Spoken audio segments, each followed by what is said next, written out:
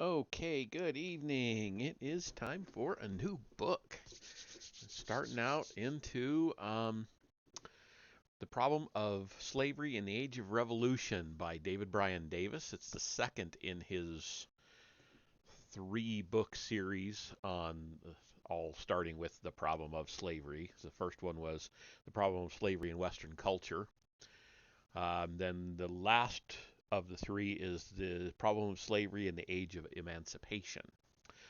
We're on the second one, in the Age of Revolution, which um, covers 1771 through 1823. So it's the American Revolution and the French Revolution, if I remember correctly.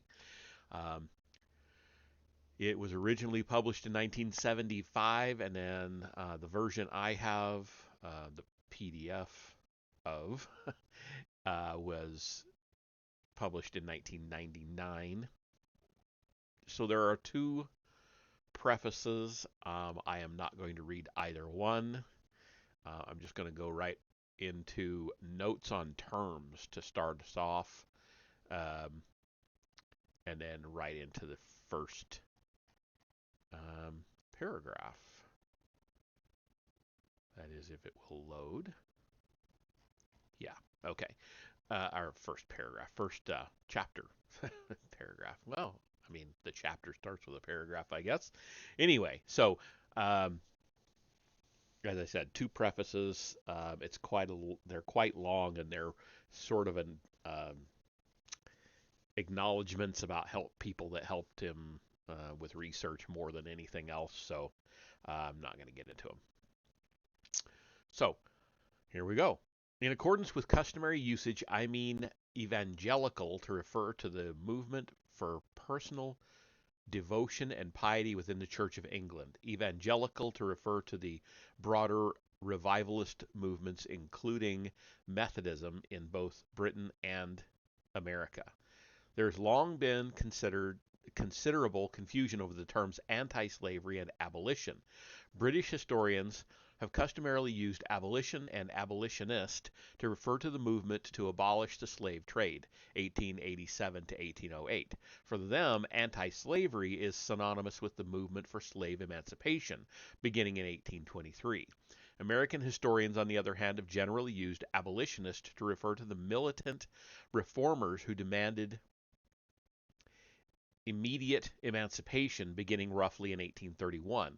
In American history, anti slavery has designated a less specific and usually more moderate or even theoretical opposition to slavery or to the expansion of slavery into the Western territories. Yet, these customary distinctions present many problems, for the early and more moderate American anti-slavery societies were called abolition societies, and the later and more militant groups were anti-slavery societies. As we shall see in Chapter 9, British reformers, too, were by no means consistent in distinguishing the slave trade from slavery. In England, the abolition always referred to the end of the slave trade, but many abolitionists favored emancipation, and emancipationists were also known as abolitionists. The term anti-slavist, used by Jeremy Bentham, never gained wide currency. For both British and American reformers, abolitionism and anti-slavery were often interchangeable terms. Obviously, it's rather clumsy to speak of anti-slavery proponents or anti-slavery people. I see no reason to follow rigid and arbitrary distinctions, which were not used by the reformers themselves and which tend to conceal important ambiguities of purpose. Therefore, when the context permits, I use the terms interchangeably. I have tried to keep the context clear so that a reader will know at one point that an abolitionist is solely or primarily concerned with abolishing, the slave trade, and at another point that an abolitionist wants to destroy all slavery root and branch. Clearly, abolitionism is a more specific term than anti-slavery and is associated with the doctrine that slavery or the slave trade must be abolished. Abolitionism, in short, is the more activist expression of anti-slavery. For convenience and following the precedent of the abolitionists themselves, I will use anti-slavery as a noun, notwithstanding the shudders of one close friend. So that's his notes on terminology, and then that will get us right on into um, a calendar of events associated with slavery, the slave trade, and emancipation, 1770 to 1823. And he's got sort of a timeline here. So he's using abbreviations for France, Great Britain, Latin America, and the United States. They're all fairly obvious. France, 19, France, 1770. Abbe Raynal's Histoire philosophique et politique des établissements et du commerce des Européens dans le deux Indies calls for a black Spartacus to arise in the New World to avenge the rights of nature. 1771 in the U.S., a bill passed by the Massachusetts Assembly to end slave importations fails to win the governor's assent. 1772 in BR, he's breaking his own, he's got an abbreviation there. Oh, I bet you that's Brazil. A lot was going on in Brazil at the time. I'm not sure, though, unless he went with BR instead of GB like he said he was going to. Anyway, BR, the Somerset decision, is popularly interpreted as outlawing slavery in England. Okay, so it's Britain. Correspondence between Granville Sharp and Anthony Benezet begins, opening the way for continuing communication between Anglo-American abolitionists. The U.S., also in 1772, the Virginia House of Burgesses enacts a prohibitive duty on slave imports and requests the Crown to accept this curtailment of, quote, a trade of great inhumanity, end quote. The Crown disallows the bill. So the Crown being, yes, the King of England, because we're talking 1772, Revolution hadn't started yet. 1773 in the U.S., Massachusetts blacks petitioned the legislature for relief from oppression. Leicester and other Massachusetts towns instruct their representatives to work for laws against both slavery and the slave trade. An increasing number of anti-slavery tracts are published, including 2 essays by Benjamin Rush. Samuel Hopkins and Ezra Stiles send a circular letter to New England churches urging them to oppose the slave trade. 1774. In the U.S., the Continental Congress adopts a resolution banning slave importations and further American participation in the slave trade. Resolutions adopted by Virginia counties condemn the slave trade, and the Virginia Association orders an end to further slave imports. Philadelphia yearly meeting of the Society of Friends adopts rules forbidding Quakers to buy or sell slaves and requires Quakers to prepare for their bondsmen for imminent emancipation. 1775 in the U.S., Lord Dunmore, the royal governor of Virginia, promises freedom to any slaves who desert rebellious masters and who serve in the king's forces, an offer taken up by some 800 blacks. Blacks serve in the colonial militia in the battles around Boston. Philadelphia Quakers help organize a society for the relief of free Negroes unlawfully held in bondage. By the way, before I go on, I'm going to make a note of this, and I'll say it at the beginning of other readings. I read word for word what is in the book. I am not going to censor it or change the language because it might hurt somebody's fifis. I'm going to read it word for word. So if they say a word you don't like, tough shit. 1776 in the U.S., the Second Continental Congress resolves simply, quote, that no slaves be imported into any of the 13 united colonies, end quote. Delaware's constitution prohibits the importation of slaves. Philadelphia yearly meeting directs local meetings of Friends to disown any Quaker who resists final pleas to manumit, I don't know that word, manumit, M-A-N-U-M-I-T, his slaves. Congress deletes from the Declaration of Independence Jefferson's clause accusing the king of waging, quote, cruel war against human nature itself, violating its most sacred rights of life and liberty in the persons of a distant people who never offended him, captivating and carrying them into slavery in another hemisphere, end quote. 1777 in France, a royal decree prohibits the immigration of Negroes or mulattoes without slave, whether slave or free. U.S. in the same year, 1777, Vermont's Constitution outlaws slavery. North Carolina reenacts a colonial law prohibiting private manumissions except for meritorious service approved by a court. 1778 in Great Britain, the House of Commons appoints a committee to investigate the state of the slave trade.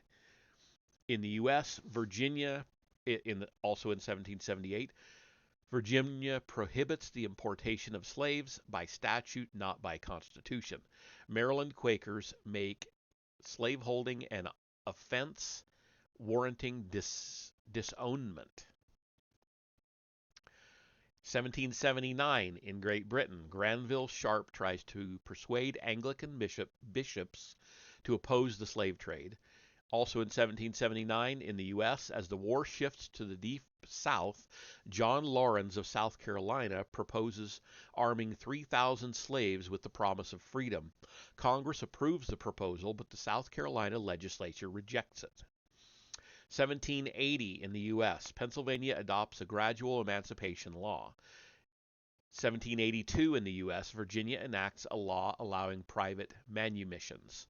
1783 in Great Britain, British Quakers form two committees to work against the slave trade, one an informal publicity group and the other an official committee of London Meeting for Sufferings.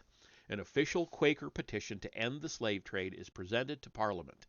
The Quakers print over 10,000 copies of The Case of Our Fellow Creatures, the Oppressed Africans, which are personally distributed among men of influence. Granville Sharp helps publicize the facts of the Zong case, that's Z-O-N-G, in which 133 blacks had been thrown overboard at sea. Also in 1783 in the U.S., American Quakers petition Congress to prohibit the slave trade. In Massachusetts, the case of Commonwealth versus Jennison is interpreted as removing any judicial sanctions for slavery. In 1784 in Great Britain, James Ramsay publishes his influential essay on the treatment and conversion of African slaves. Let me read that title again. Essay on the Treatment and Conversion of African Slaves. Both Ramsay and Sharp cooperate with Quaker abolitionists. Also in 1784, in the U.S., Connecticut and Rhode Island enact gradual emancipation laws. Congress narrowly rejects Jefferson's proposal to exclude slavery from all the Western territories after the year 1800. The peninsula Wow. Okay. The Pennsylvania Abolition Society is formed. The Baltimore Conference of the Methodist Episcopal Church adopts rules requiring Methodists to begin manumitting their slaves or to face excommunication. Virginia Quakers require members to free their slaves. 1785 in the U.S., New York's Council of Revision fails to approve a bill for gradual emancipation because it would also deny political and civil rights to free blacks. the New York Manumission Society is organized. The General Committee of Virginia Baptists condemns slavery as contrary to the Word of God, quote unquote. The Methodist Conference at Baltimore decides to suspend the rule requiring gradual manumission. Jefferson publishes Notes on Virginia, portraying slavery as an I'm sorry, as an okay, wow, okay. It's hyphenated right in the middle of words here, sorry. As an unmitigated evil, but suggesting that blacks are inherently inferior to whites. I don't know why that gave me trouble. Not a hard word.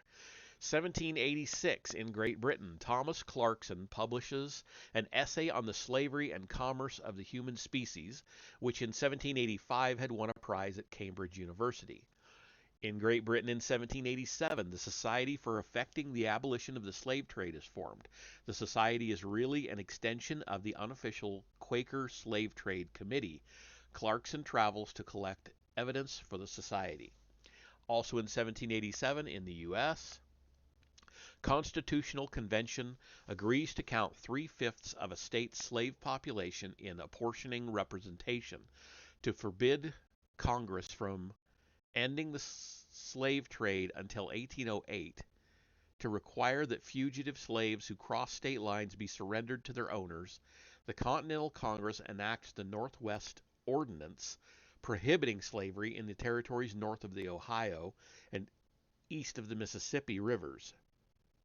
South Carolina enacts a temporary prohibition on slave imports. Rhode Island responds to Quaker petitioning and forbids its citizens from participating in the slave trade. Sounds like the country kind of slid backwards there a little bit.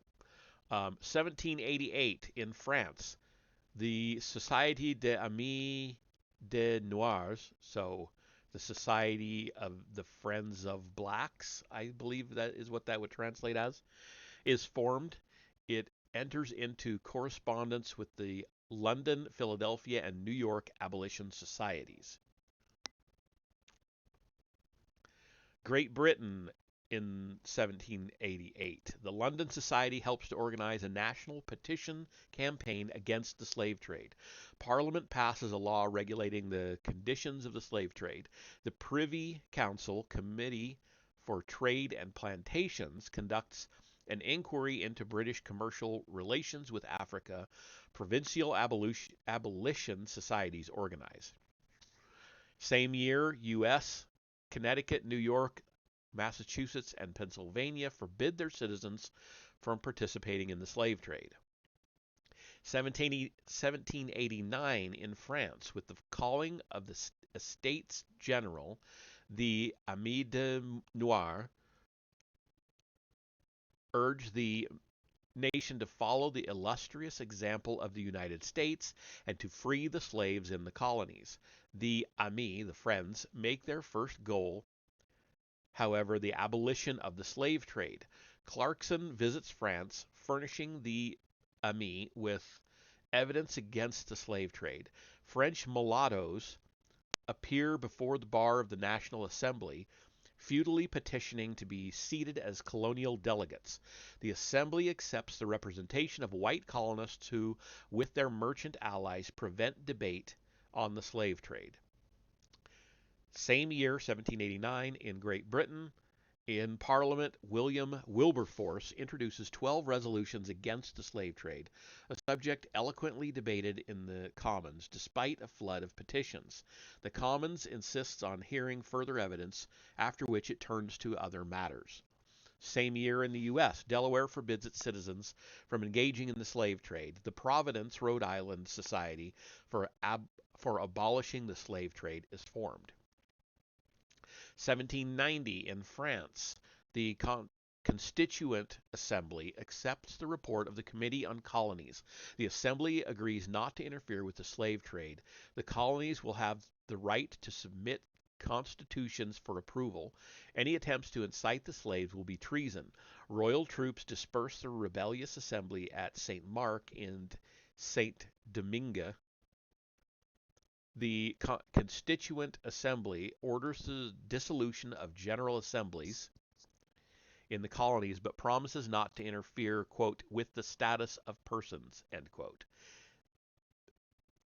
Vincent Oge, I don't know how to pronounce that. It's OGE with the accent mark over the E. Leads a mulatto uprising in Saint Domingue, but it is crushed and he is executed. Also in 1790 in Great Britain, a select committee of the House of Commons examines witnesses on the slave trade. 1790 in the U.S., both the Quakers and the Pennsylvania Abolition Society petition Congress to use its fullest constitutional powers to discourage slavery and the slave trade. The petitions evoke angry debate and attacks on the Quakers by congressmen from the Deep South. In Richmond, the Virginia Abolition Society is organized. 1791 in France, the Assembly extends suffrage rights to all colonists, regardless of color, who are born of free parents and who meet property requirements. Civil War breaks out in Saint Domingue, and the slaves of the North Province rise in mass insurrection. The Assembly backtracks and renounces its jurisdiction over the status of persons in the colonies. 1791 in Great Britain, the Commons continues to examine witnesses and to debate the slave trade, but rejects a motion by Wilberforce to introduce an abolition bill. Parliament grants a charter to the Sierra Leone Company, which for 4 years has been promoting the colonization of British free Negroes in Africa. The company commits itself to oppose the slave trade. 1792 in France, the new Legislative Assembly now decrees equal rights for all free blacks and mulattoes in the colonies and appoints civil commissioners to enforce its decrees and to help suppress the slave revolt. Saint Domingue is engulfed in complex racial and civil war. Also in 1792 in Great Britain, after much oratory, the Commons votes to terminate the slave trade in 1796, but the bill fails to win assent in the House of Lords, which adopts tactics of delay. A popular movement to boycott slave-grown sugar gains momentum, but domestic political conflict and repressive reaction begin to weaken the anti-slavery movement, especially in towns like Manchester. The Sierra Leone Company sends off a further fleet to Africa carrying black refugees from the American Revolution, many of whom had first been taken to Nova Scotia. Also in 1792, in the U.S., an anti-slavery petition from the Quaker Warner Mifflin provokes angry words in Congress, which refuses to accept it. Kentucky is admitted as the first new slave state. And Denmark in that year, 1792, a royal ordinance requires an end to slave imports in the Danish colonies by 1803. 1793 in France. France is now at war with England and Spain, both of which invade Saint Domingue. Toussaint de Louverture and other black leaders fight for a time on the Spanish side. White planters welcome English troops and also try to appease mulattoes. The French civil commissioners, who had been sent by the Legislative Assembly along with a large army, become involved in the Civil War. After Commissioner Laguerre Félicité Sonthonax proclaims freedom to slaves of the North Province, to gain their military support, the commissioners issue a general emancipation decree. 1793 in Great Britain, Upper Canada enacts a gradual emancipation law. In the House of Commons, Wilberforce now loses by 8 votes on a motion to introduce a slave trade abolition bill. The Commons also rejects a bill outlawing the British slave trade to foreign markets. There is a marked decline in popular anti-slavery zeal and in the abolition committee's funds. Same year in the U.S., Congress passes a fugitive slave law As authorized by the Constitution, Georgia excludes slave imports from the West Indies or Spanish Florida, but is the only state still legally importing slaves from Africa. The General Committee of Virginia Baptists now decides that emancipation is a political issue that belongs to the legislature, not the church. The New Jersey Abolition Society is formed. The invention by Eli Whitney of the cotton gin opens the way for the cultivation of short staple cotton through much of the South. 1794 in France. The convention outlaws slavery in all the French colonies and extends the rights of citizenship to all men regardless of color. Toussaint and his followers shift from the Spanish side and join the forces of the French Republic. The British capture Martinique, Guadeloupe, and St. Lucia, though the later two colonies are eventually recaptured by French armies that include many former slaves. 1794 in the U.S., Congress prohibits Americans from engaging in the slave trade to foreign countries.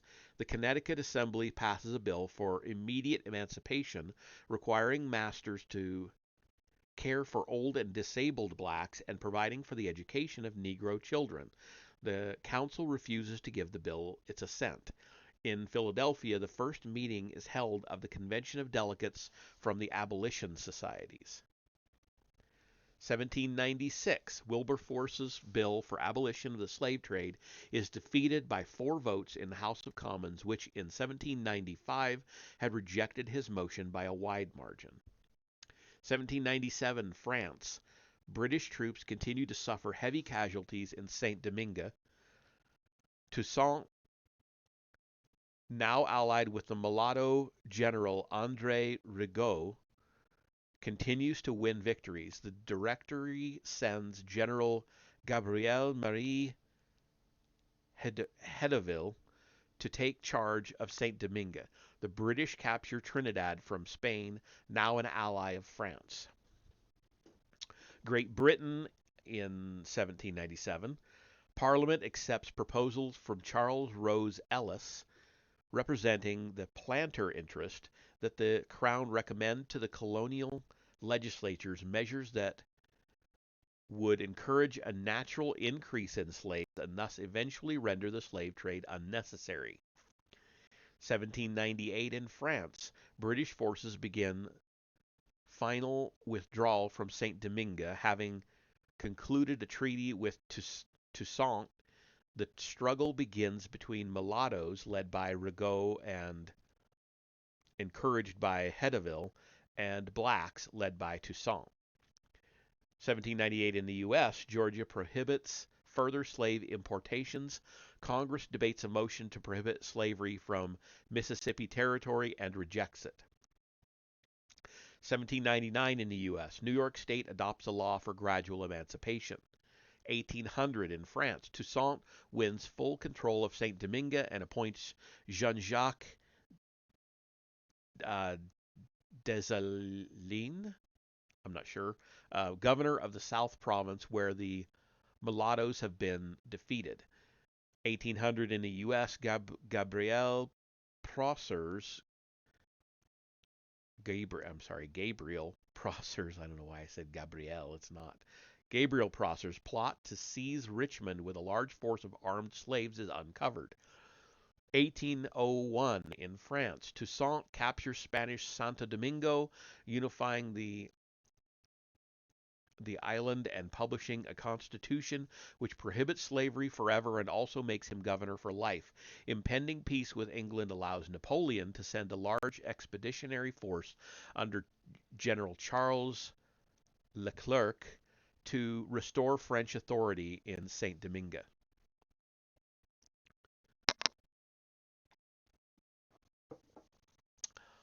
1802, France. The French restore slavery in Guadeloupe, Martinique, and other slave colonies are returned to France and her allies by treaty during the brief period of peace. Of her Caribbean conquests, Britain retains only Trinidad. The blacks and mulattoes of St. Domingue fight Napoleon's troops, but Toussaint is captured by treachery and is shipped to France.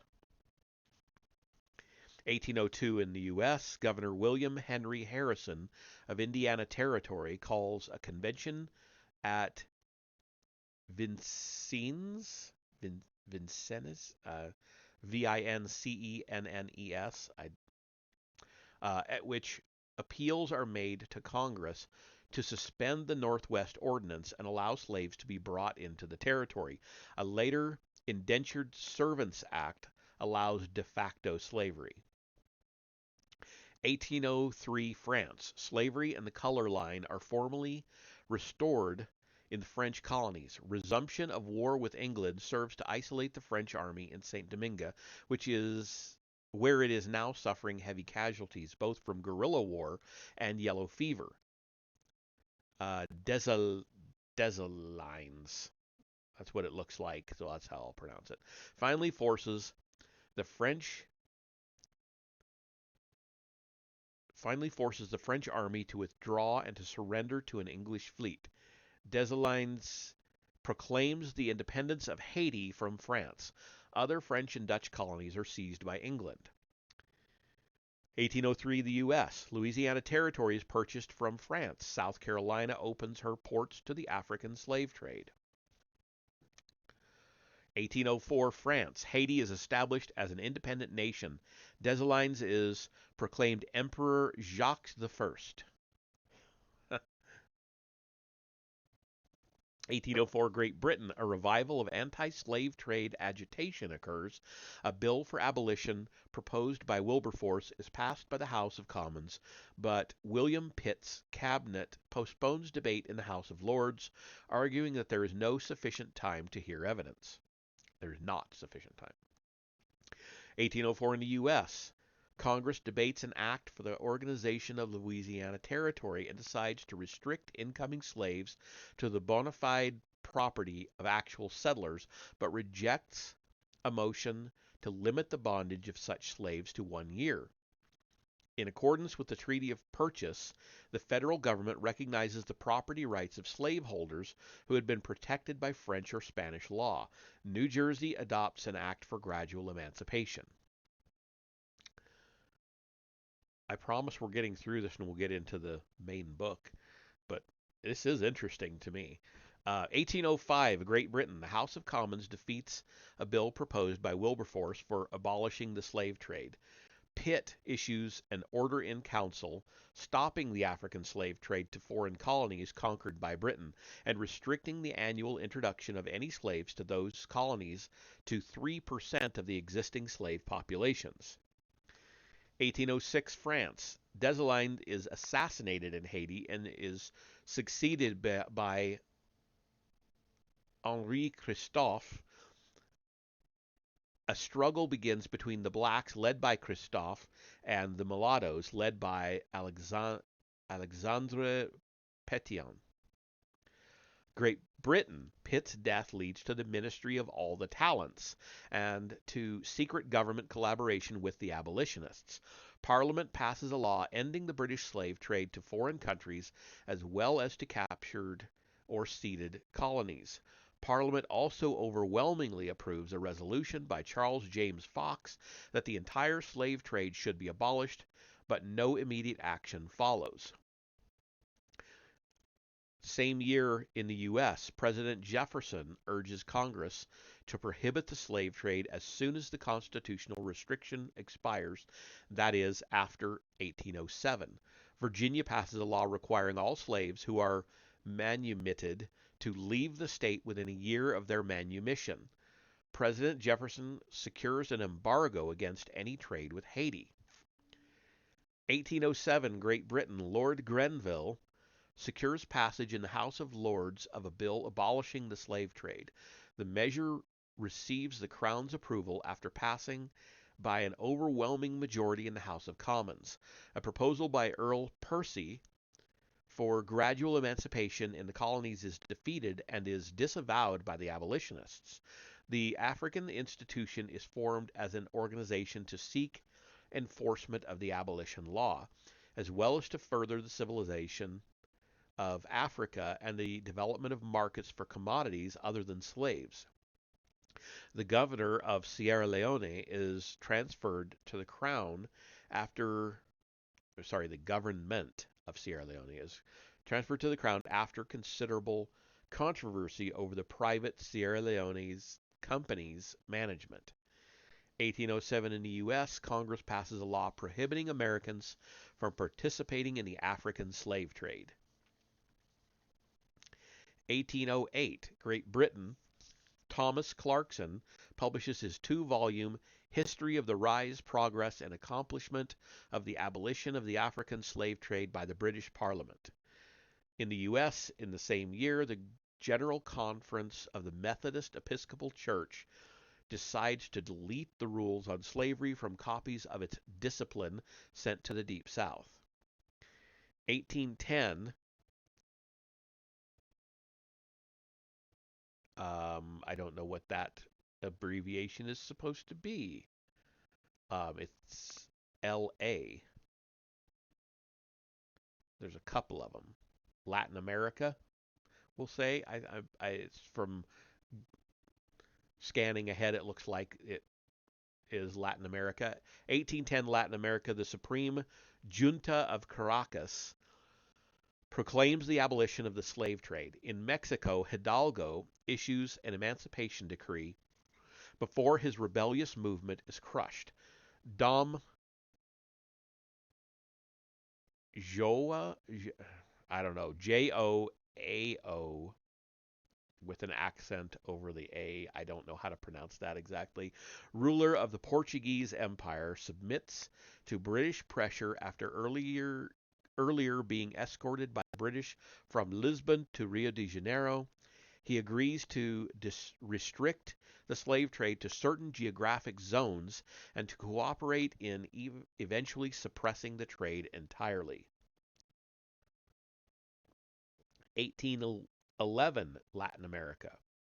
Cuba remonstrates against proposals debated in the Spanish Cortes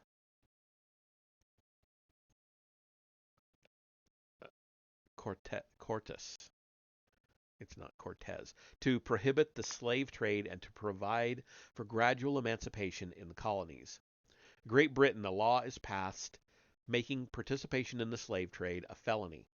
1812 Great Britain.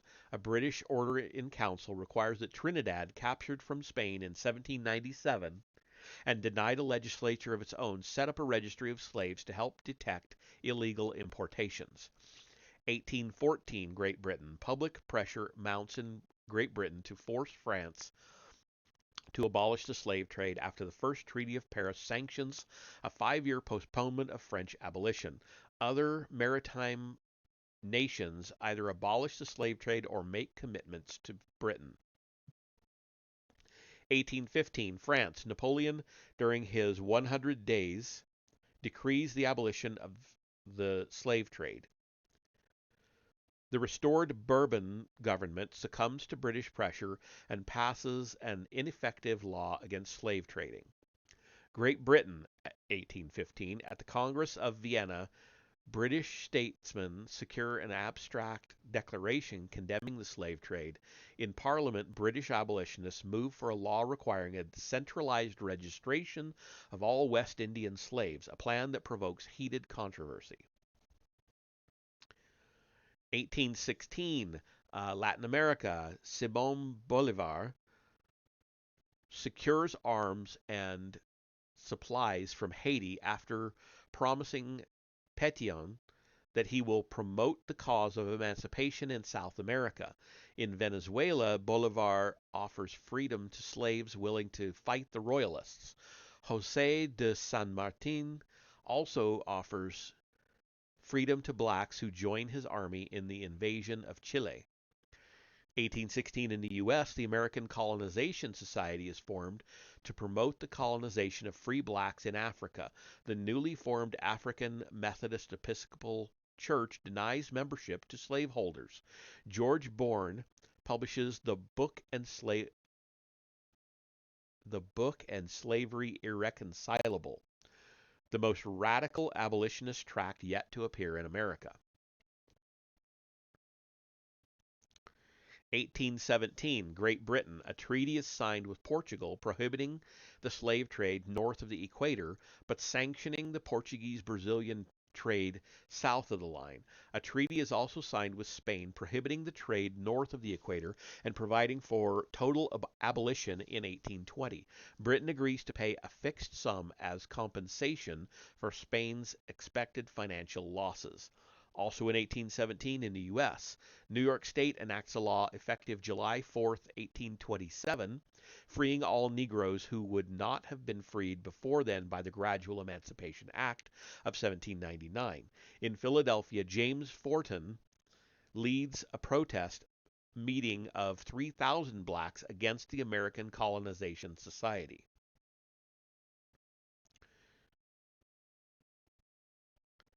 1818, Great Britain.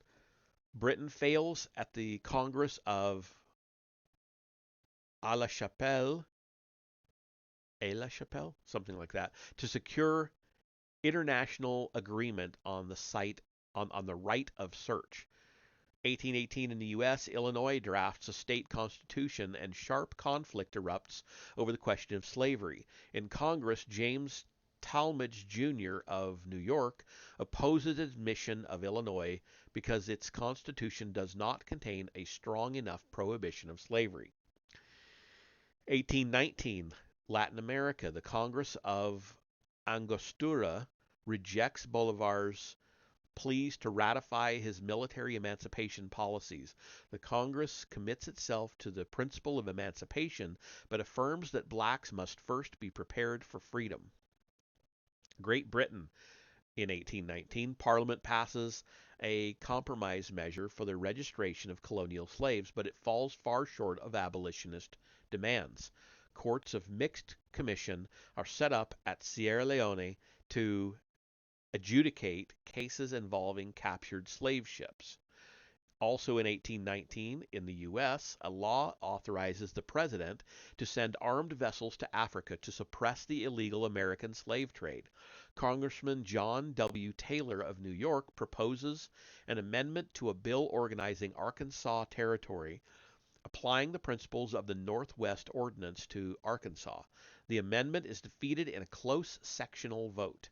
James Talmadge Jr. introduces an amendment to the Missouri Statehood Bill that would prohibit the further introduction of slaves and would provide gradual emancipation in Missouri.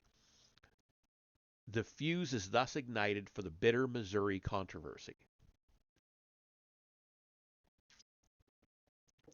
1820. In the U.S., Congress defines the slave trade as piracy. The American Colonization Society sends an expedition to Africa to establish settlement. The House and Senate are deadlocked over the question of admitting Missouri as a slave state, and there is some fear of civil war. As a compromise, Congress adopts an amendment that there shall be no restriction on slavery in Missouri, but that the institution will be prohibited from the unorganized Louisiana Territory north of 36 degrees 30 minutes latitude.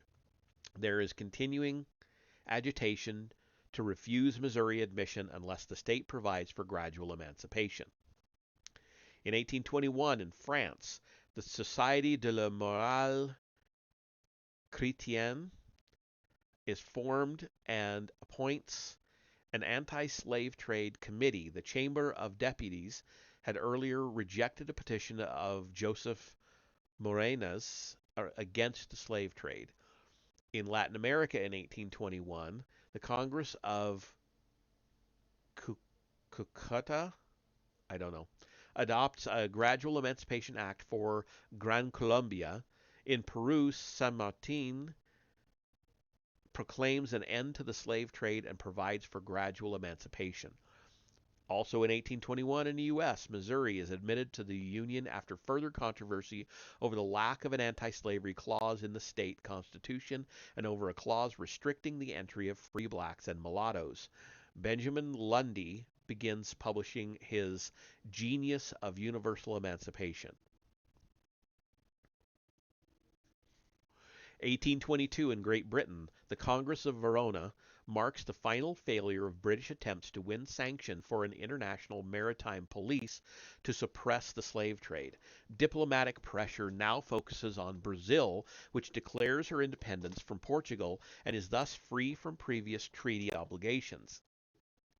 British abolitionists begin to turn their attention to West Indian emancipation and plan organized action to secure total, though gradual, abolition of slavery.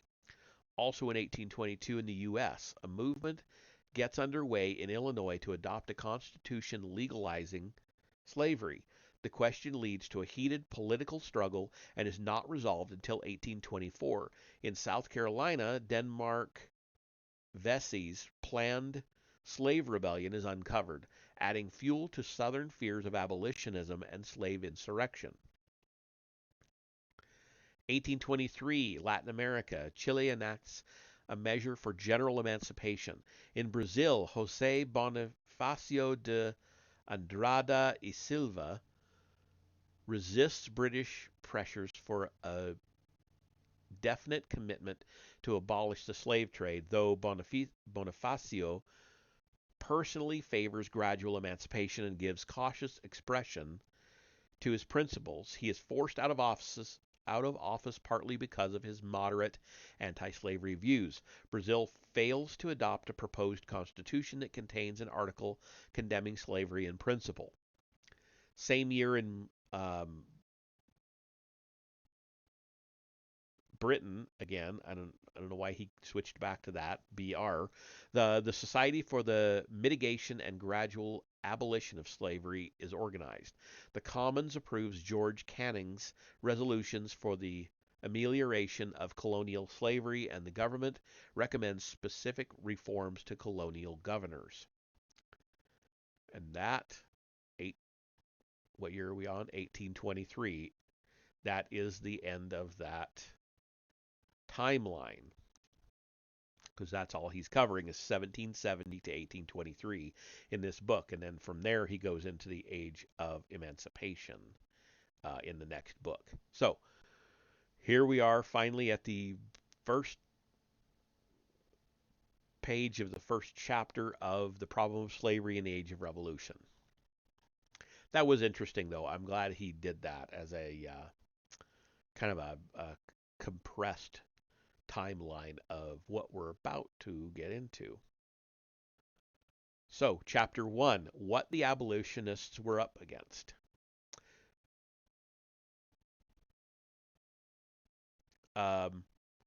Okay, so he starts off with the problem of slavery in Western culture, the argument summarized. So, the entire argument of the first book summarized here in short. The concept of chattel slavery, which must be distinguished from historical varieties of servitude and dependence, has always embodied a profound though subtle contradiction. Since man has a remarkable capacity to imagine abstract states of perfection, he very early imagined a perfect form of subordination. Plato compared the slave to the human body, the master to the body's soul. Slaves incarnated the irrationality and chaos of the material universe as distinct from the master-like demiurge. There was thus a cosmic justification behind Aristotle's dictum that, quote, from the hour of their birth some men are marked out for subjugation, others for rule, end quote. The true slave, according to Aristotle, could have no will or interests of his own. He was merely a tool or instrument, the extension of his owner's physical nature. But even metaphysics had to recognize the slave as a conscious being. Aristotle allowed the bondsman a lower form of virtue, consisting, as one might expect, in the perfect fulfillment of his assigned function. The slave could affirm his consciousness, in other words, by partaking of his master's consciousness and by becoming one with his master's desires. The perfect slave, therefore, would be a paradigm of that ideal submission never quite approximated by the most obedient children, wives, subjects, students, or patients. He would be the automatic agent of his creator's will, not an autonomous atom free to disobey. At this point, we arrive at the root of the problem of slavery. The more perfect the slave, as Hegel later observed, the more enslaved becomes the master. For the master's identity depends on having a slave who recognizes him as master. The truth of the master's independent consciousness lies in the dependent and supposedly unessential consciousness of the bondsman. This psychological paradox was not unknown to the ancient world. It would be absurd, Diogenes of Sinope reportedly said when his own slave had run away, if man's manes can live without Diogenes, but Diogenes cannot get on without manes, quote unquote. When pirates captured Diogenes and took him to a slave market in Crete, he pointed to a spectator wearing rich purple robes and said, quote, "Sell me to this man, he needs a master." End quote.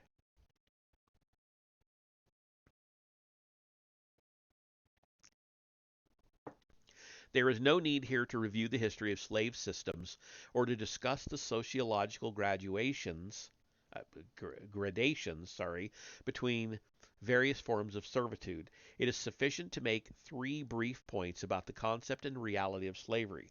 First, the ancient ideal of personal subordination was modified by Christianity, but continued to influence medieval and early modern thought, even in countries where chattel bondage had disappeared. In medieval England, for example, Bracton identified villeins with Roman slaves and carefully distinguished them from other kinds of dependent laborers whose rights were protected by the state.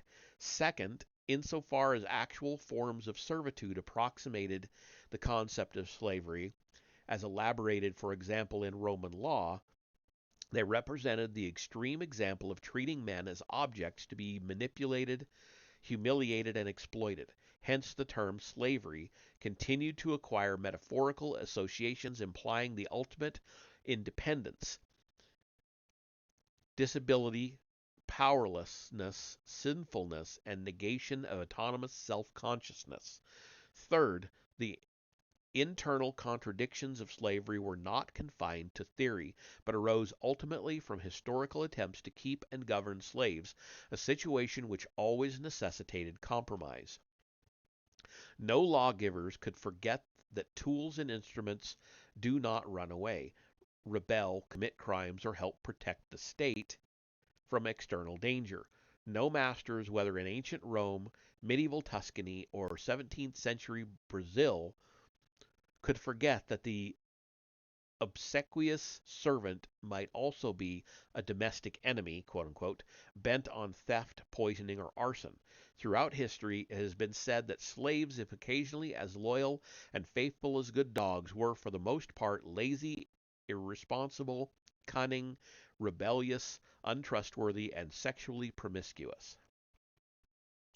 The institution of slavery, then, has always given rise to conflict, fear, and accommodation.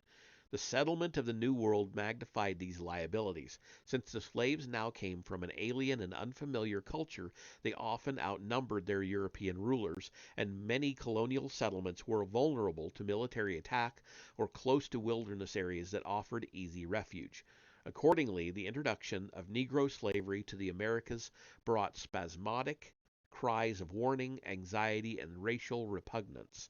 But the grandiose visions of New World wealth, once the Spanish had plundered the Aztecs and Incas, seemed always to require slave labor. The Negro slave thus became an intrinsic part of the American experience. The economics of slavery have no bearing on the argument at this point. It is obvious that the various colonizing nations, whatever their domestic traditions of servitude, seized upon Africans as the cheapest and most expedient labor supply to meet the immediate demands of mining and tropical agriculture. The institution took on a variety of forms as a result of European cultural differences, the character of the work performed, geographic and ecological conditions, and a host of other variables. But Anglo-American slavery was not unique in defining the bondsman as chattel property endowed with elements of human personality. Nor was Anglo-American society unusual in having to accommodate the underlying contradictions of the master-slave relationship. Hey Vesper, how you doing? Nice to see you. The diversities of the New World slavery should not blind us to the central point. In the 1760s, there was nothing unprecedented about chattel slavery, even the slavery of one ethnic group to another. What was unprecedented by the 1760s and early 1770s was the emergence of a widespread conviction that New World slavery symbolized all the forces that threatened the true destiny of man. How does one explain this remarkable shift in moral consciousness if it was not a direct response to an innovation of unparalleled iniquity? Presumably, men of the mid 18th century were no more virtuous than men of earlier times, although something might have altered their perceptions of virtue. No doubt the new anti-slavery opinion drew on the misgivings and anxieties which slavery had always engendered, but which had been checked by the desire for independence and wealth. Yet the slave systems of the New World, far from being in decay, had never appeared so prosperous, so secure, or so full of promise. The emergence of an international anti-slavery opinion represented a momentous turning point in the evolution of man's moral perception, and thus in man's image of himself. The continuing evolution did not spring from transcendent sources. As a historical artifact, it reflected the ideological needs of various groups and classes. The explanation must begin, however, with the heritage of religious, legal, and philosophical tensions associated with slavery, or in other words, with the ways in which Western culture had organized man's experience with lordship and bondage.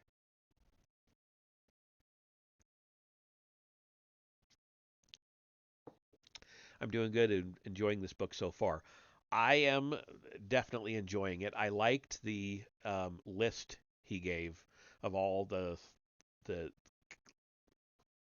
legal stuff that had gone on in that time period between 1771 and 1823. It really condensed the whole book, really, of what we're going to read into that timeline, and it's I enjoyed that part of it, and I'm enjoying this. He was a very good writer. Unfortunately, he passed away a few years ago. Uh, from antiquity, slavery has embodied symbolic meanings connected with the condition and destiny of man. For the Greeks, as for St. Augustine and other early Christian theologians, physical bondage was part of the cosmic hierarchy of the divine scheme for ordering and governing the forces of evil and rebellion. For the ancient Hebrews, slavery could be a divine punishment, a time of trial and self purification prior to deliverance, and the starting point for a historical mission. The literature of Hellenistic and early Christian times is saturated with the paradoxes of human bondage. Man was a slave to sin or to his own passions. His incapacity for virtuous self-government justified his external bondage, yet he might escape his internal slavery by becoming the servant of universal reason or of the Lord. Emancipation from one form of slavery depended on the acceptance of a higher and more righteous bondage. If Plato and Aristotle provided an ideology for masters, the Cynics, Sophists, and Stoics provided an ideology for slaves. Externally, the servant might be the instrument of his master's will, but internally, in his own self-consciousness, he remained a free soul, and he could affirm the truth of this subjective reality by denying the importance of the world of flesh and human convention. Physical constraint could never bar a man from true virtue. Hence the master, imagining himself to be free and omnipotent, might well be the true slave, at least in the eyes of the slave. This transvaluation had profound and enduring consequences when absorbed by Christian theology. The early church fathers, living in a slave society, accommodated the institution's contradictions by synthesizing Greek and Hebrew notions of freedom. See how everything relates back to Plato? Yes, it seems to. And some jerk called Plato uh, primitive philosophy. Well, here you see it again. Take that, primitive philosophy. Um, no human master could usurp God's role and demand absolute and unconditional submission from another man. The only slavery that mattered was slavery to sin, from which no man was exempt. Christianity thus harbored a negative equalitarianism, proclaiming that God was no respecter of persons, that lords and servants were equally subject to his wrath and forgiveness. For masters, paradoxically, a submission to God could mean a lessening dependence on their slaves' acceptance of lordship.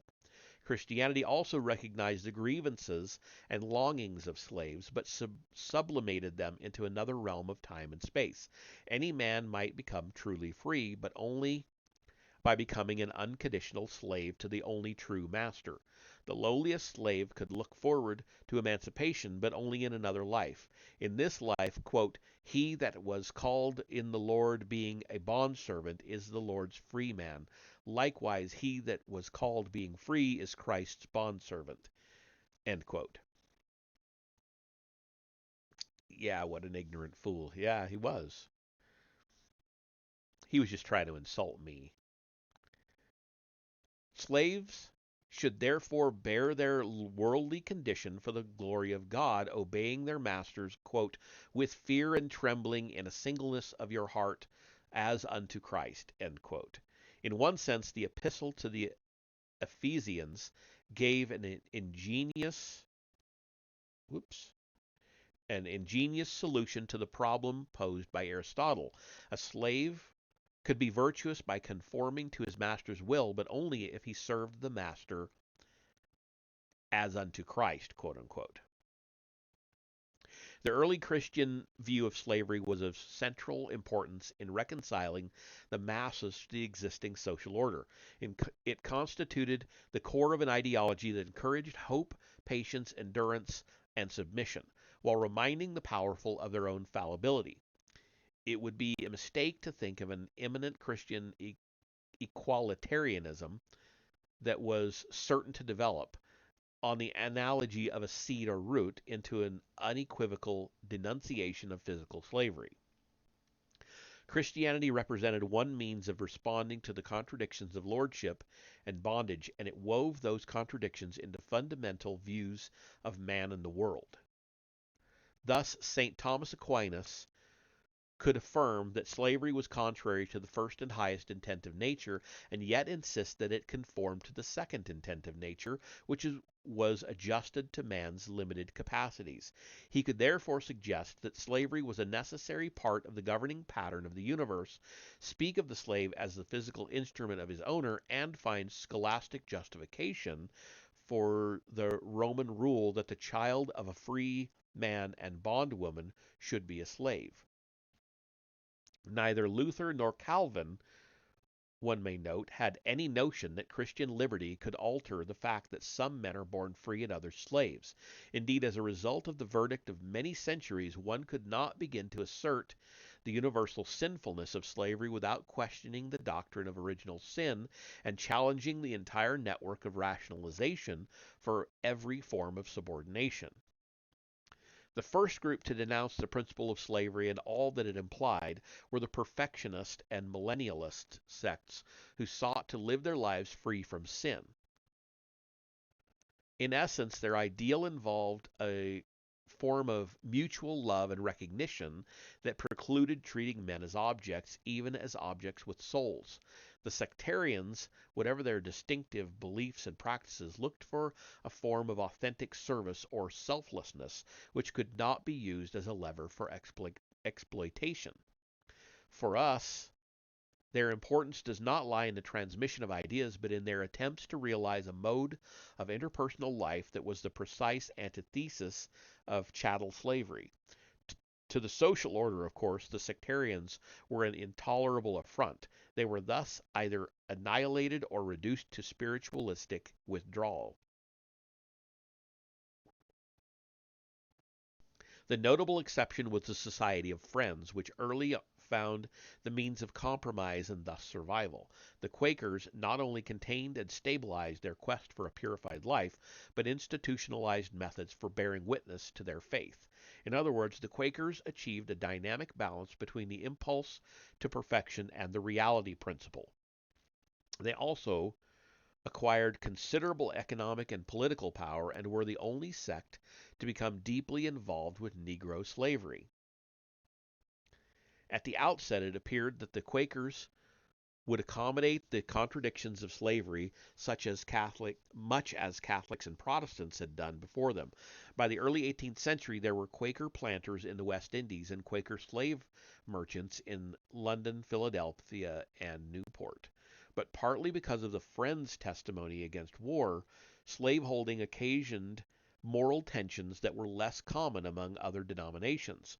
For critics and deviants within the sects, the wealthy masters and slave trading merchants presented a flagrant symbol of worldly compromise and an ideal target for attack. For a variety of reasons, the 7 Years' War brought a spiritual crisis for the Society of Friends, resulting in much soul-searching, attempts at self-purification, and a final commitment to disengage themselves collectively from the Atlantic slave trade. Atlantic slave system, sorry. The Quakers' growing anguish coincided with four complex and interrelated developments in Western culture, particularly the culture of British Protestantism. First, the emergence of secular social philosophy necessitated a redefinition of the place of human bondage in the rational order of being, with the exception of Jean Bodin, the great political theorist of the 16th and 17th centuries. What? With the okay, sorry, let me reread you. With the exception of Jean Bodin, the great political theorists, plural, of the 16th and 17th centuries all found justifications for chattel slavery. On the other hand, by appealing to utility and social order and by divorcing the subject from theological conceptions of sin, they narrowed the grounds of sanction. Thomas Hobbes, for example, gave his blessings to a form of bondage so absolute that a master could kill his servant with impunity.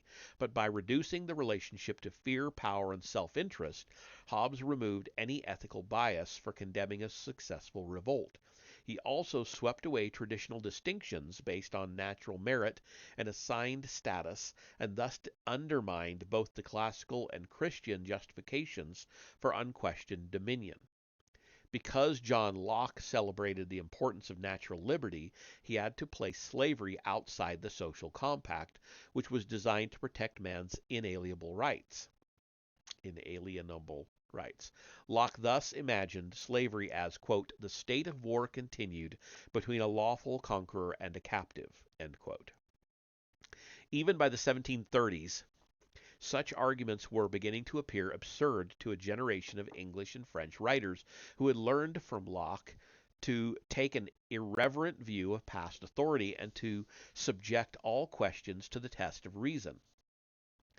It was Montesquieu, more than any other thinker, who put the subject of Negro slavery on the agenda of the European Enlightenment, weighing the institution against the general laws or principles that promoted human happiness and encouraging the imaginative experiment of a reversal of roles in a world turned upside down. And by the 1760s, the arguments of Montesquieu and Francis Hutcheson were being repeated, developed, and propagated by the cognoscenti of the enlightened world. John Locke, the great enemy of all absolute and arbitrary power, was the last major philosopher to seek a justification for absolute and perpetual slavery. Okay.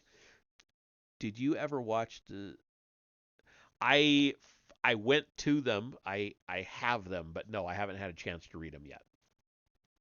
They are on my list for this weekend's watching, but I couldn't get to them this week.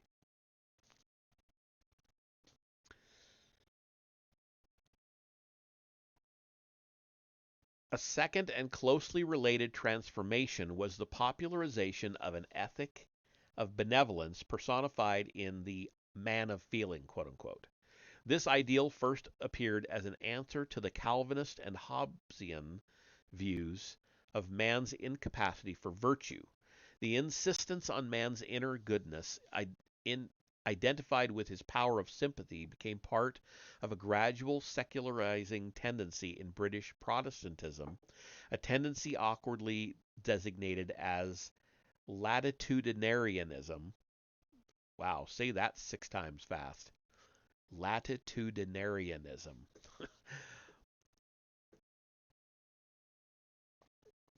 Ultimately, this liberal spirit led in two directions, each described by the titles of Adam Smith's two books, The Theory of Moral Sentiments and The Wealth of Nations. If there were unresolved tensions between sympathetic benevolence and individual enterprise, both theories condemned slavery as an intolerable obstacle to human progress. The man of sensibility needed to objectify his virtue by relieving the sufferings of innocent victims. The economic man required a social order that allowed and morally vindicated the free play of individual self-interest. By definition, the slave was both innocent and a victim, since he could not be held responsible for his own condition. The Negro's enslavement, unlike the legitimate restraints of society, seemed wholly undeserved. He represented innocent nature and hence corresponded psychologically to the natural and spontaneous impulses of the man of feeling. Accordingly, the key to progress lay in the controlled emancipation of innocent nature as found both in the objective slave and in the subjective affections of the reformer. The latter's compassion would evoke compassion in the slave, and the reciprocal love would slowly free the world from corruption and illicit self-seeking. The slave would be lifted to a level of independent action and social obligation.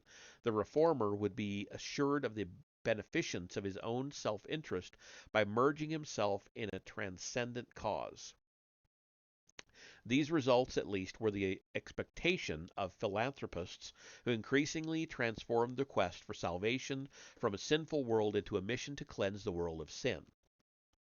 A third source of the anti-slavery impulse was the evangelical faith in instantaneous conversion and demonstrative sanctification. One must hasten to add that many Methodists, Anglican evangelicals, and American revivalists subscribe to the traditional Christian justification for human bondage. Leading Anglican evangelicals like Bishop Bilby Porteous came to see the African slave trade as an unmitigated sin, but recoiled from condemning any form of servitude so clearly sanctioned by Scripture. Yet the evangelical movement, traditional in overall theology and worldview, emphasized man's burden of personal responsibility, dramatized the dangers of moral complacency, and magnified the rewards for an authentic change of heart. And by 1774, John Wesley had not only made it clear that the sins of the world would soon be judged, but that every slaveholder, slave merchant, and investor in slave property was deeply stained with blood and guilt. John Newton, who as a sailor had seen the full horrors of slave ships and West Indian plantations, could testify that, quote, inattention and interest, quote, had so blinded him to sin that he had never doubted the legitimacy of Negro slavery even after his religious conversion. Newton's decision to denounce slavery as a crime and to confess his former depravity became a model for his pious admirers of authentic sanctification. Evangelical religion also gave a new thrust to the ancient desire to Christianize human bondage by imbuing both master and servant with a spirit of charity and forbearance. It thus led to sincere and continuing efforts to teach slaves the Christian hopes and virtues, and to persuade their owners that neither profits nor security could be endangered by the true faith. Yet by 1770 the Quakers were not alone in concluding that the institution was invulnerable to reform and exempt from the laws of Christian progress. The Negro's cultural difference commonly served as the justification for his enslavement, reinforcing the myth that he had been rescued from heathen darkness and taken to a land of spiritual light. But to be validated, this argument ultimately required religious conversion and an assimilation of slavery to the Christian model of benign and paternalistic service. As John Woolman pointed out, no master was saintly enough to avoid the temptations of absolute power. Slavery, instead of being ameliorated by Christianity, corrupted the wellsprings of true religion. The Negro cultural difference, which served as an excuse for the failures at Christianization, acquired a positive image at the hands of 18th century primitivists who searched through travel accounts and descriptions of exotic lands for examples of man's inherent virtue and creativity. I can only touch on a few of the complexities of this fourth source of anti-slavery sentiment. For the most part, the quote-unquote noble savage was little more than a literary convention that conflated the Iroquois and South Sea Islander with sable Venuses, dusky swains, and tear-bedewed daughters of injured Afrique. The convention did, however, modify Europe's arrogant ethnocentrism and provide expression for at least a momentary ambivalence toward the human costs of modern civilization. It also tended to counteract the many fears and prejudices that had long cut the Negro off from the normal mechanisms of sympathy and identification.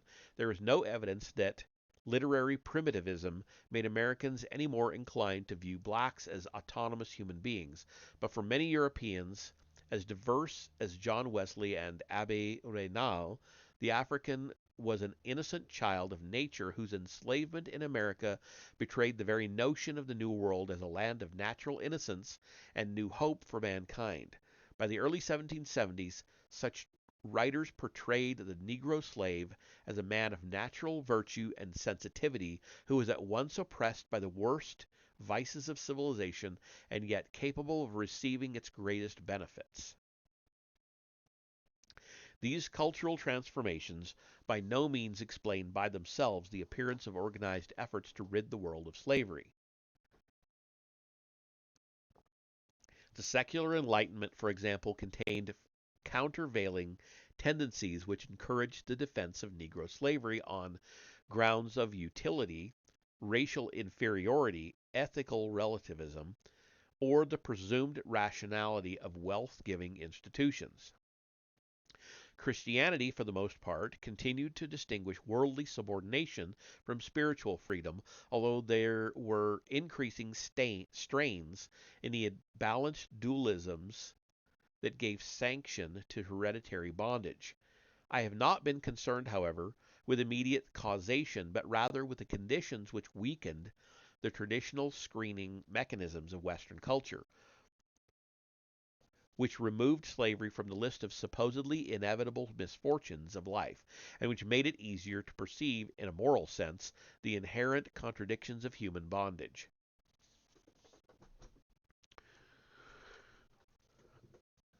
By the eve of the American Revolution, there was a remarkable convergence of cultural and intellectual developments which at once undercut traditional rationalizations for slavery and offered new modes of sensibility for identifying with its victims.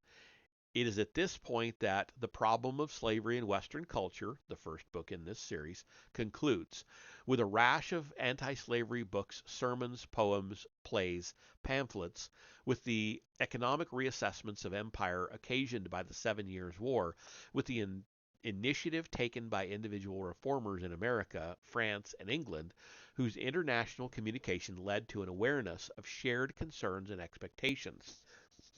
But what were the moral material considerations which helped both to shape the new moral consciousness and to define its historical effects? If the growth of anti slavery opinion signified a profound cultural change, what difference did it make in the end? There are two sides to such questions. One could take the institution of slavery for granted and look at the impulses behind the anti slavery phenomenon, asking how they reflected, either consciously or unconsciously, the social orders from which they emerged. The new hostility to human bondage cannot be reduced simply to the needs and interests of particular classes. Yet the needs and interests of particular classes had much to do with a given society's receptivity to new ideas and thus to the idea's historical impact.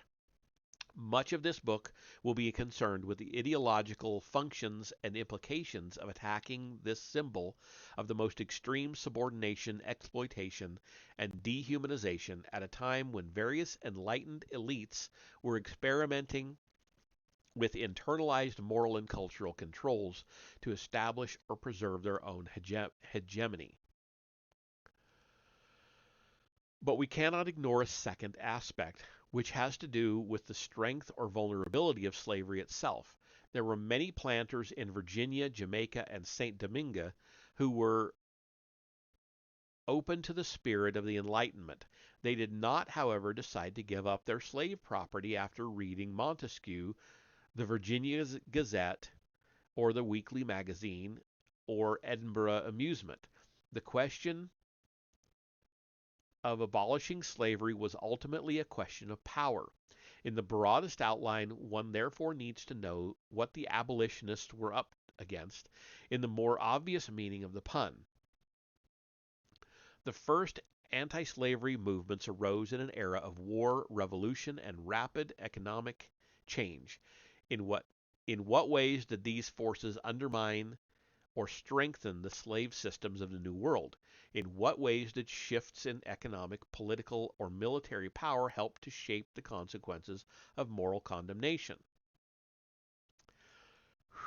Okay, I want to see how much more there is to this chapter, so bear with me a second here.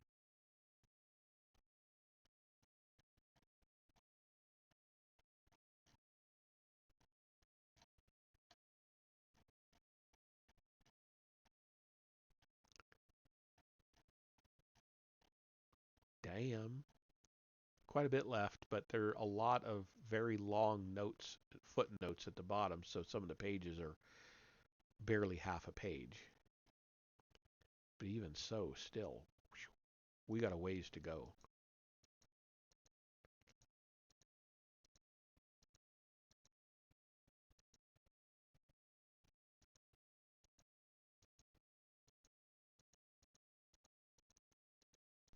I don't know if I'm going to be able to finish this chapter tonight. Holy crap. Okay.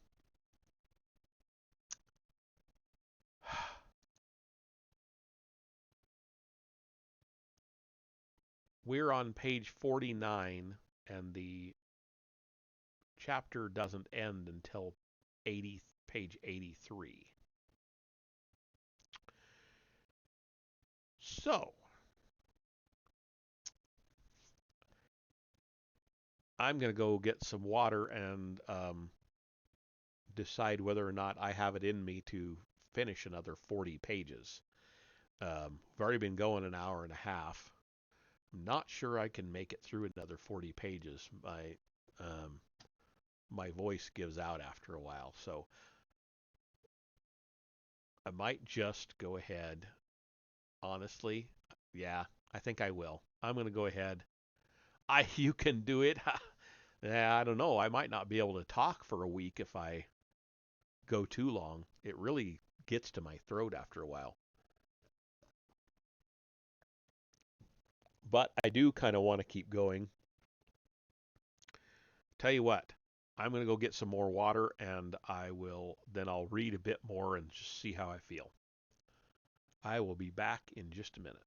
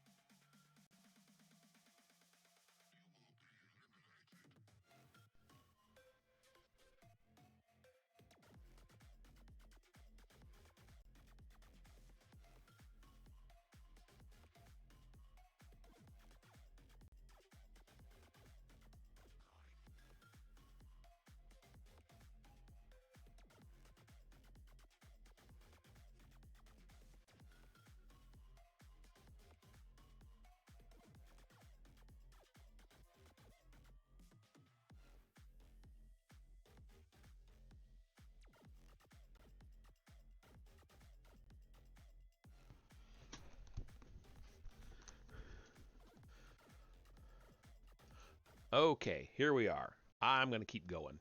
Um, Reading through that timeline was probably 10, 15 pages of it. So um,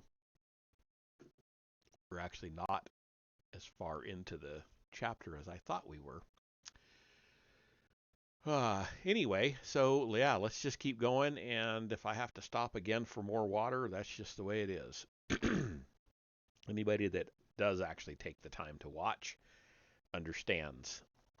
If so, here we go. Demographic and economic trends 1770 to 1823. In July 1822, Benjamin Lundy, the Quaker abolitionist, surveyed the progress of emancipation in the Western world. He began by noting that John Randolph, an apologist for slavery in the United States Congress, had courted popularity in England by condemning the slave trade in a speech to the philanthropic African institution. If the speech revealed Randolph's hypocrisy, Lundy also took it as heartening evidence of the worldwide abhorrence of the African slave traffic. He reminded readers of his genius of universal emancipation, that only a few years had passed since the slave trade had found defenders in all of America. Surely slavery itself would soon arouse the same universal indignation, and men would be ashamed to justify it in public.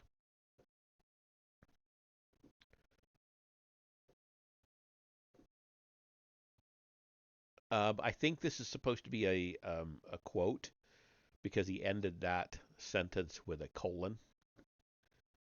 You can do it. So I'm just gonna. He also changed the font a little bit, so I'm pretty sure this is supposed to be. Um, I guess that's how he's gonna do his long quotes is with um, colons. Sorry. The march of the mind is rapid. The advocates of liberty are sure of their mark. Let them steadily pursue their object, and there is no danger. The fiend of slavery in North America is surrounded. The free states of this union are on the east, the north, and the west. Haiti and Colombia on the south. The mighty force of public opinion in the former, powerfully aided in its march, shall bear resistless down the majestic Mississippi, driving him before it, and arrested by the rising genius of the latter. His Gorgon head will disappear amid the dark and stormy waves of the Mexican Gulf. End quote. Ad? Well, see, that's the problem. You need to subscribe, or yeah, you need to subscribe. That way you won't get ads. You know what I'm saying?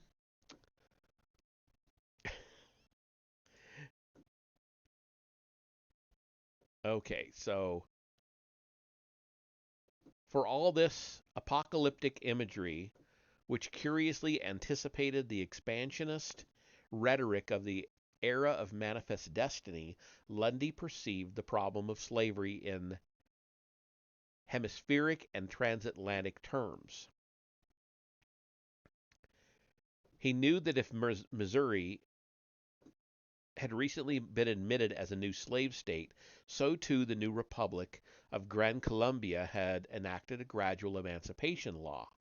And surely, if the spirit of revolution and independence had brought freedom to nearly 1/2 million blacks in Haiti, it would soon kill the fiend throughout South America.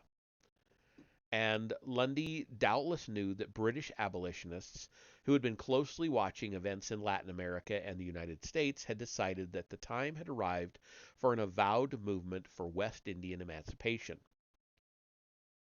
Lundy's hopes, like those of the British abolitionists, rested on an unquestioned faith that history was on their side, that New World slavery could never withstand the forces of moral and economic progress, and that the events of the previous half century had already brought the institution to its dying stages.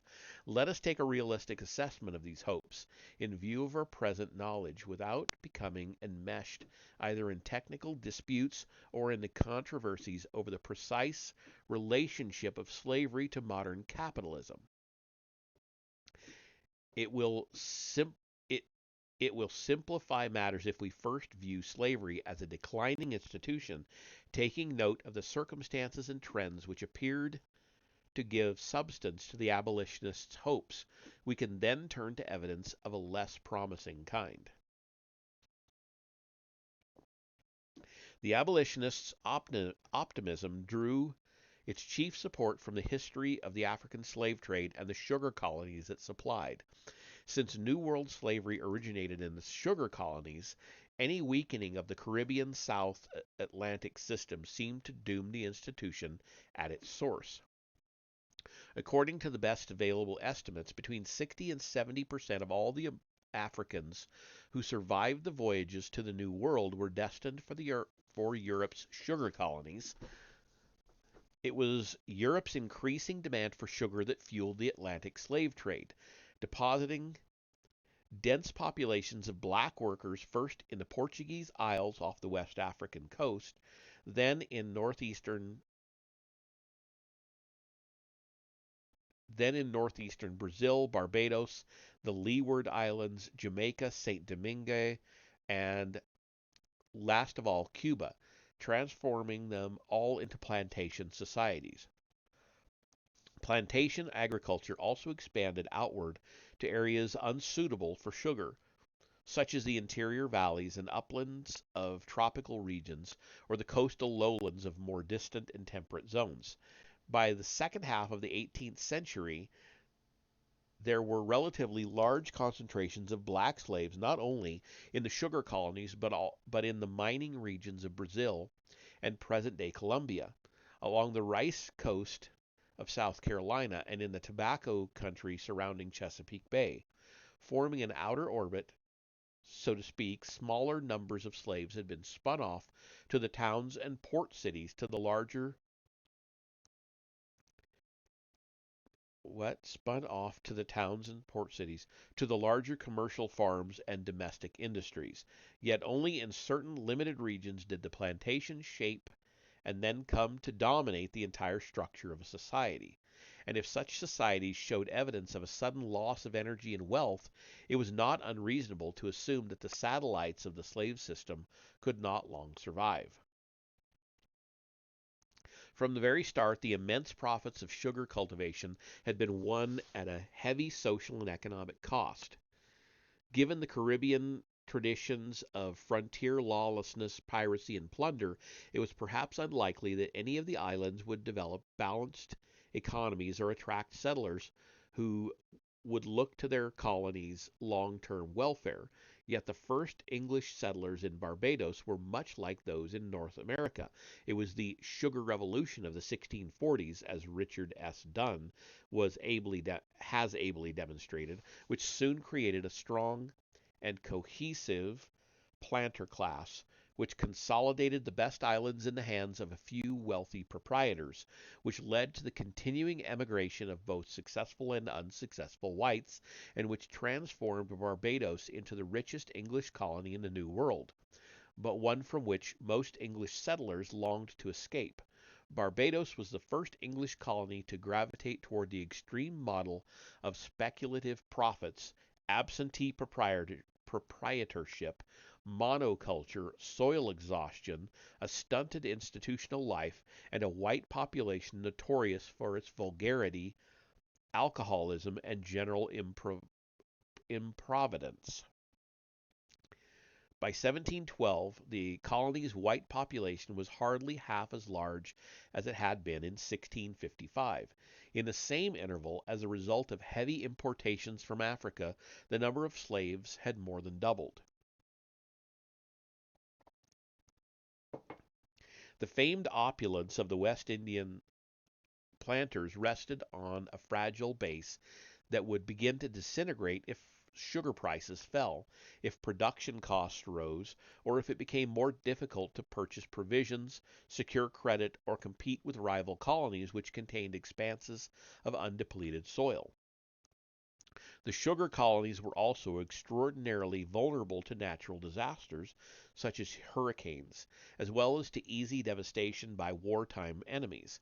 To some extent, the imperial privileges of bounties and a protected market in Britain concealed the effects of rising production costs, an over-investment in slaves, heavy interest charges on debts, and a speculative concentration on sugar at the expense of foodstuffs and other tropical staples. The period between the end of the 7 Years' War, when England acquired new colonies in the Windward Islands, and the onset of the American Revolution, was a golden age for the British planter, who could look forward to higher sugar prices, lowered transportation costs, and an ample supply of labor. The American Revolution, though, shattered the illusion of an eternal cornucopia. Naval warfare brought a temporary halt to the slave trade and threatened the British Islands with capture or annihilation. By curtailing the flow of provisions from North America, the war also gave rise to famine and inflation in the British Caribbean, thereby increasing production costs at a time when Britain was obliged to obtain revenue from heavy duties on sugar and other colonial imports. As if nature were conspiring to punish the slave system with final ruin, a series of hurricanes lashed Jamaica and the Leeward Islands with unprecedented force. Cane fields were blighted by drought and borers. American independence meant that the British Islands lost their principal source of provisions, as well as a valuable market for molasses and rum. Equally distressing, it meant that the United States could legally trade with the French West Indies and thus contribute to St. Dominguez's incredible expansion of the 1780s, which flooded the European market with cheap sugar, cacao, cocoa, cotton, and indigo. Outstripped by their rivals, the British planters also found their property increasingly mortgaged to English merchants, and their profits increasingly dependent on England's protected market. Yet in England, the public grew restive over the artificially inflated price of sugar.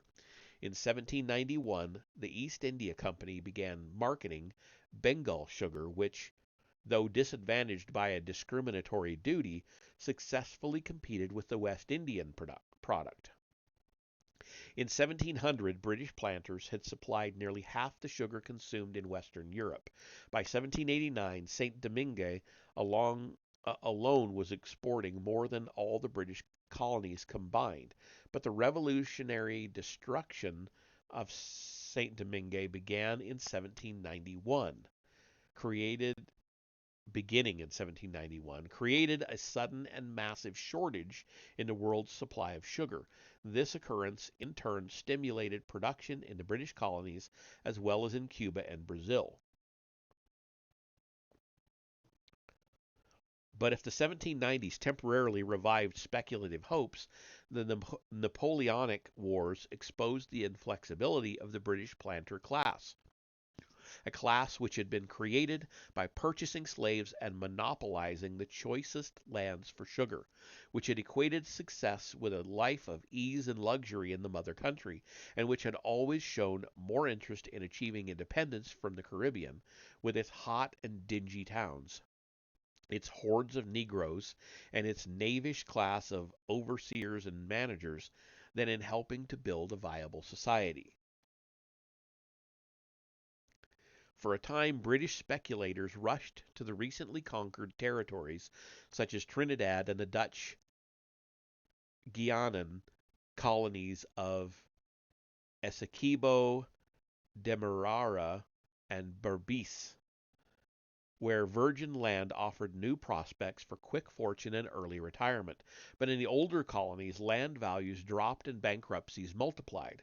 From 1799 to 1807, 65 Jamaican plantations were abandoned, and dozens more were sold by court order to meet unsatisfied claims. By 1811, the inhabitants of Tobago complained that the selling price of sugar failed to equal the cost of production.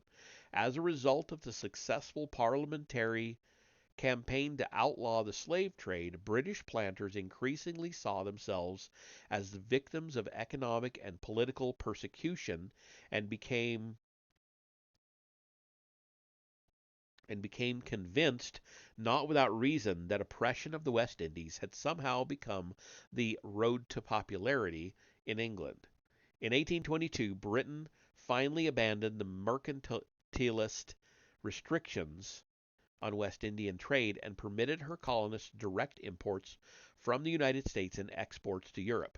But by 1822, the planters were chained by debt to English merchants and agents, and the price of sugar had fallen to a new low, a price which was below the production costs of many British plantations.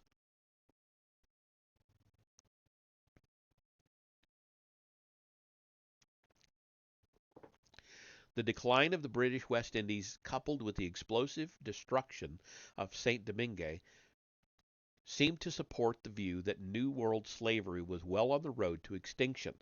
The history of the Atlantic slave trade gave mixed but generally confirming evidence. The demographic experience of slave societies depended on a number of variables that are not applicable here. What does need emphasis is the salient characteristic of all sugar colonies, a net natural decrease of the labor force of from 2 to 5% a year. The black population of Barbados did not become self-perpetuating until after Britain had outlawed the slave trade.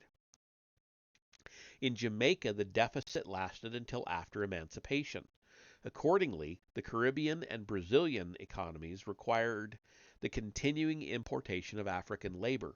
Indeed, partly as a result of emancipation, the larger Caribbean colonies like Trinidad, British Guiana, and Suriname long depended on supposedly voluntary labor imported from West Africa, China, India, and Java. laborers who were forced to work on plantations under penal sanction and whose original recruitment, quote unquote, and transport often differed little from that of African slaves.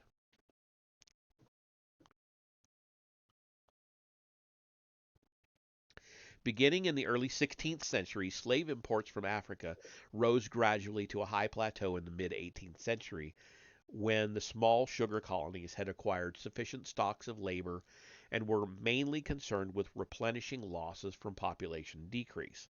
The plateau of slave imports sloped up to a peak in the 1790s, from which there was a gradual and then sudden drop by the 1810s.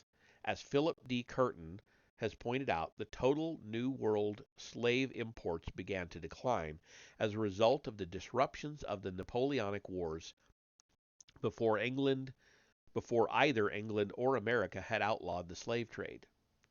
Economic trends do not explain the politics of British abolition, which I shall discuss in detail in later chapters. It must be emphasized, however, that after England had prohibited her own subjects from selling or buying slaves from Africa, it was hardly in her interest to allow rival nations to stock their colonies with the surplus labor. Moreover, by 1811, England had seized a virtual monopoly of the world's tropical produce, having captured enemy colonies from Java and Mauritius to Cayenne and Martinique, and having assumed a kind of proprietorship over the Spanish colonies and Brazil. Yet, as a result of Napoleon's continental system, England's warehouses were bursting with tropical produce. In 1812, sugar cost 9 times as much in Paris as in London.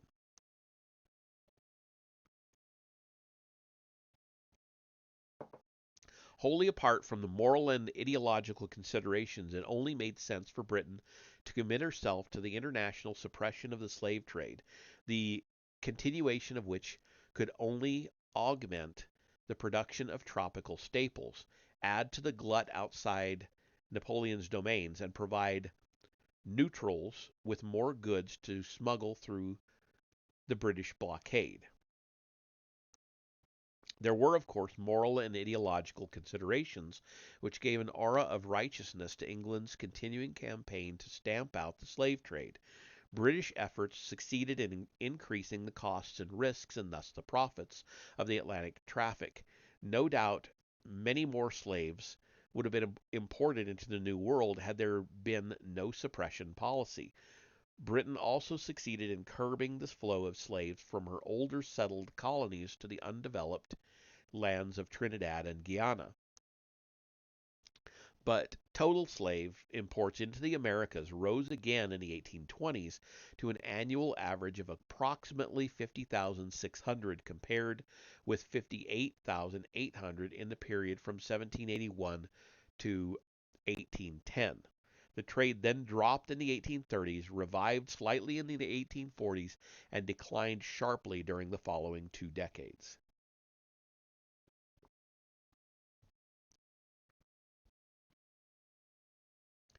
It would appear that the decline of slave economies had much less to do with any inherent defects of slave labor than with such matters as markets, credit, competition, absentee proprietorship, and cheaper sources of labor. One may note that Mexico imported some 200,000 African slaves, mostly in the 16th and early 17th century. This immense population gradually disappeared as it was replaced by or absorbed into a much larger pool of cheap Indian and mestizo labor.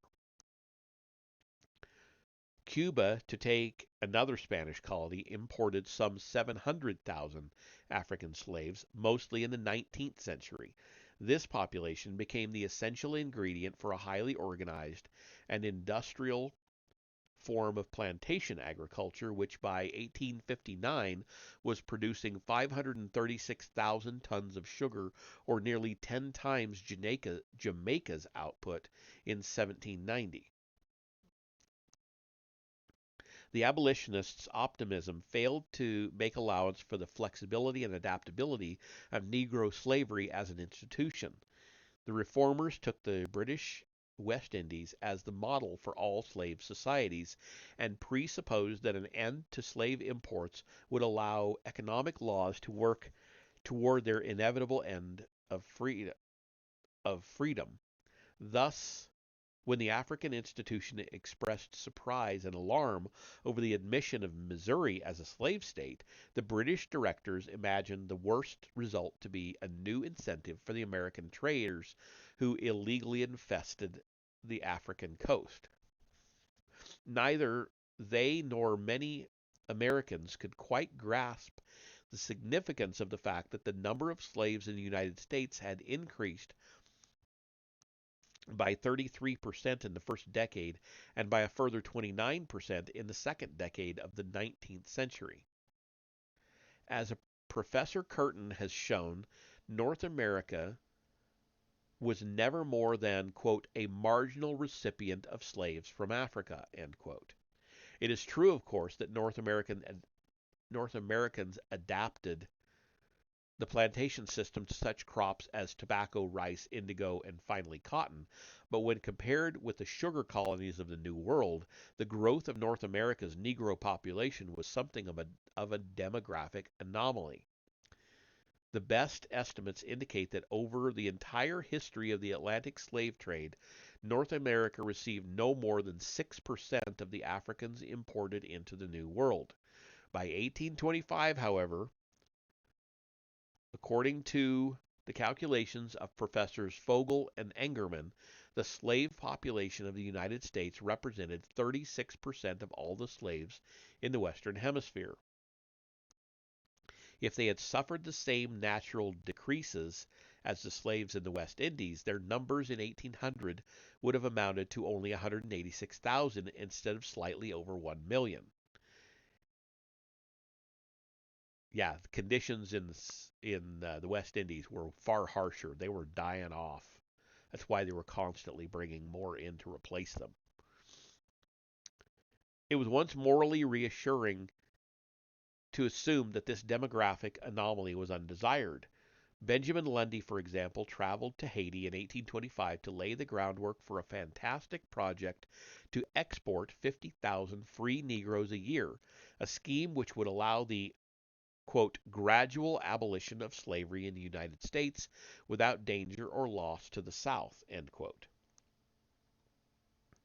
The conviction that the United States would be, quote, a white man's country, end quote, had strengthened the move to outlaw slave imports from Africa. As Lundy well knew, racial prejudice also served as an excuse, even in the North, for resisting emancipation. But if the natural increase in the black population freed the South from dependence on the African slave trade, the region never became an exporter of supposedly surplus labor. On the contrary, even in the period between the end of the Revolution and the beginning of the cotton boom, when slavery was thought to be an economic burden, the aggregated demand for slaves continued to rise. As Professor Fogel and Engerman have recently indicated, there was never a time after 1783 when investment in slaves failed to bring high returns or when the demand curve failed to rise, even if a more rapidly increasing labor supply in the mid 1790s brought a temporary dip in slave prices.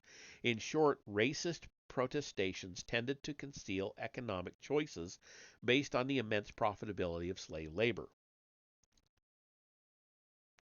Despite the "march of the mind," quote unquote, as Lundy termed it in 1822, the progress of the previous half century was less encouraging than he and most abolitionists assumed. Notwithstanding nominal emancipations in the northern states, in Haiti, and in some of the Spanish American republics, the number of slaves in the New World had more than doubled.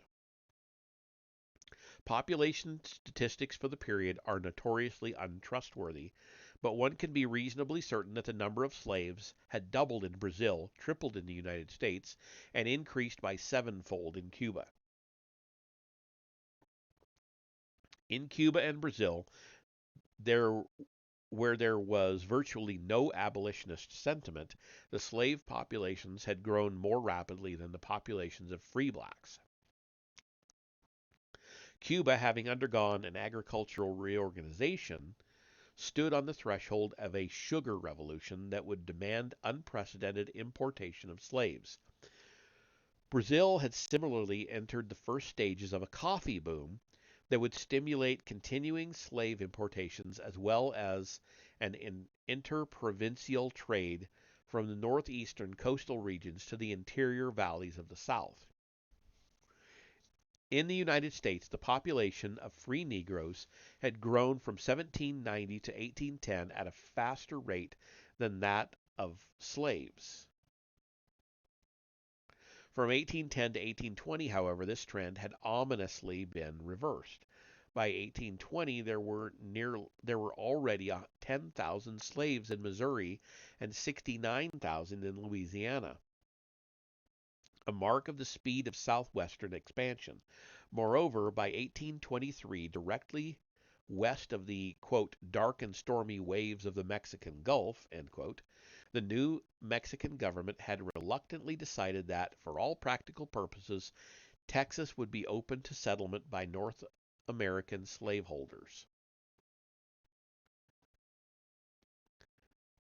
The decline and stagnation of the British West Indies fostered the comforting illusion that slave labor itself was inefficient, unprofitable, and an impediment to economic growth. We now have evidence that slave labor was successfully applied to the cultivation of virtually every New World crop, to various forms of mining, to food processing, construction, transport, industry, and the most highly skilled services and artisan crafts.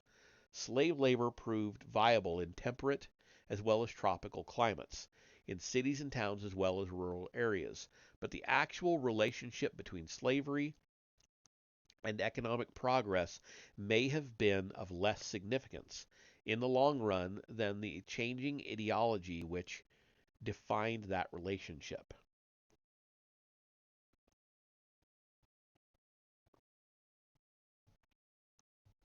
In actuality, the sugar colonies were probably overvalued even before the American Revolution.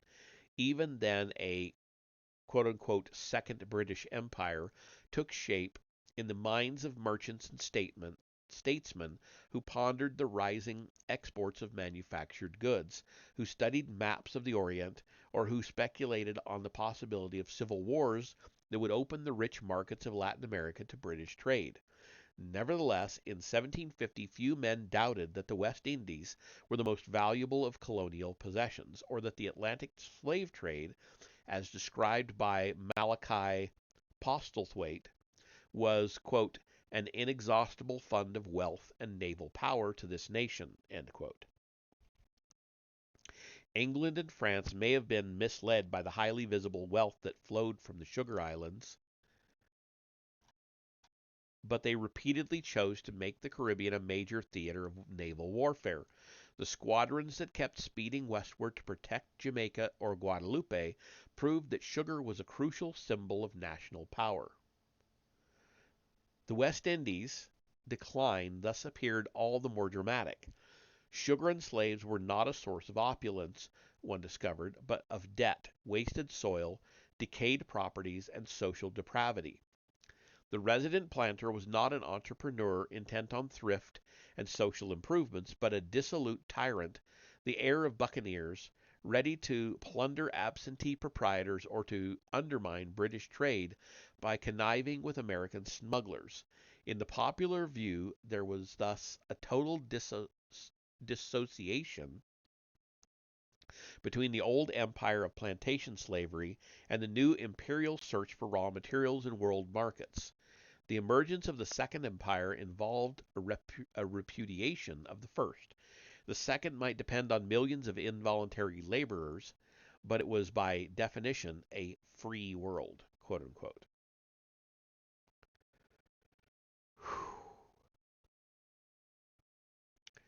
We're getting there, but we're only about halfway.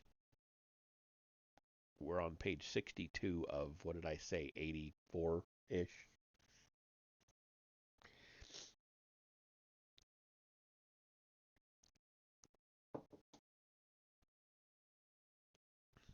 Thus, James Cropper, a wealthy Quaker merchant, and in 1822, li- oh, you're quoting song lyrics, man. Maybe you need some rest. Thus, James Cropper, a wealthy Quaker merchant and in 1822 a prime instigator of the British emancipation movement, saw East Indian sugar as, quote, the means which an all wise creator has in the nature of things appointed for the destruction of this abominable system, whether of slave trade or slave cultivation, end quote. To the charge that Cropper had private interests in reducing the duties on East Indian sugar, the Quaker could confidently reply that anyone who regulated his own commercial transactions in accordance with God's rules should never be discouraged from defending his rights or from, quote, asserting their accordance with the welfare of their country and of the world at large, end quote. The abolition of the expensive premium the public paid for slave grown produce would simply, quote, remove impediments out of the way of the free operation of the laws which the Creator has fixed in the nature of things, end quote. The new science of political economy had shown that the Creator had not, after all, promised maximum profits to those Christians who rescued African savages by making them American slaves. On the other hand, if Britain had suddenly given free operation to the laws Cropper worshipped, the immediate result would have been starvation for many West Indian blacks and an accelerating exploitation of labor in India and South America. The rise of the new imperialism may not have acquired the destruction of West Indian slavery, but the negative image of West Indian slavery did give sanction to the contrasting and therefore positive values of capitalist ideology. It would be difficult to maintain, however, that slavery declined as a direct result of the progressive forces of world capitalism. One may agree with Eric Williams that no abolitionist movement could have succeeded in the mid 18th century when all the forces of interest were on the other side, and still insist that the decline of mercantilism did not bring the automatic fall of slavery. In 1822, British slaveholders not only refused to acknowledge their doom, but would long prove more than an equal match for the abolitionists. In 1840, British abolitionists discovered to their horror, although the point had been made in reply to Cropper, that there were more slaves in British India than had been emancipated in the British Caribbean. During the following decade, as the abolitionists divided over the question of free trade, they came also to realize that lowering duties on foreign sugar would greatly stimulate the demand for slaves in Cuba and Brazil. The equalization of duties in 1846 evoked celebration in Havana and cries of anguish in the British West Indies, along with demands for more indentured laborers from Sierra Leone. Finally, it was North American cotton, as Frank Thistlethwaite was rather extravagantly has rather extravagantly argued that determined, quote, the entire thrust of the Atlantic economy. The demand of Lancashire for raw cotton settled the Southwest, and British commercial credits and investment capital underwrote the cotton kingdom, end quote. Earlier, one may add, North American ships had hastened the ruin of the British West Indies by carrying to Europe the slave grown produce of the French, Dutch, and Spanish colonies. According to Douglas C. North, it was this carrying trade, during the Napoleonic Wars that helped accelerate the economic growth of the northern states. And after the decline of this trade, it was cotton, soon accounting for more than half the value of all American exports, that paid for American imports and that gave a major stimulus to northern shipping, banking, insurance, and manufacturers.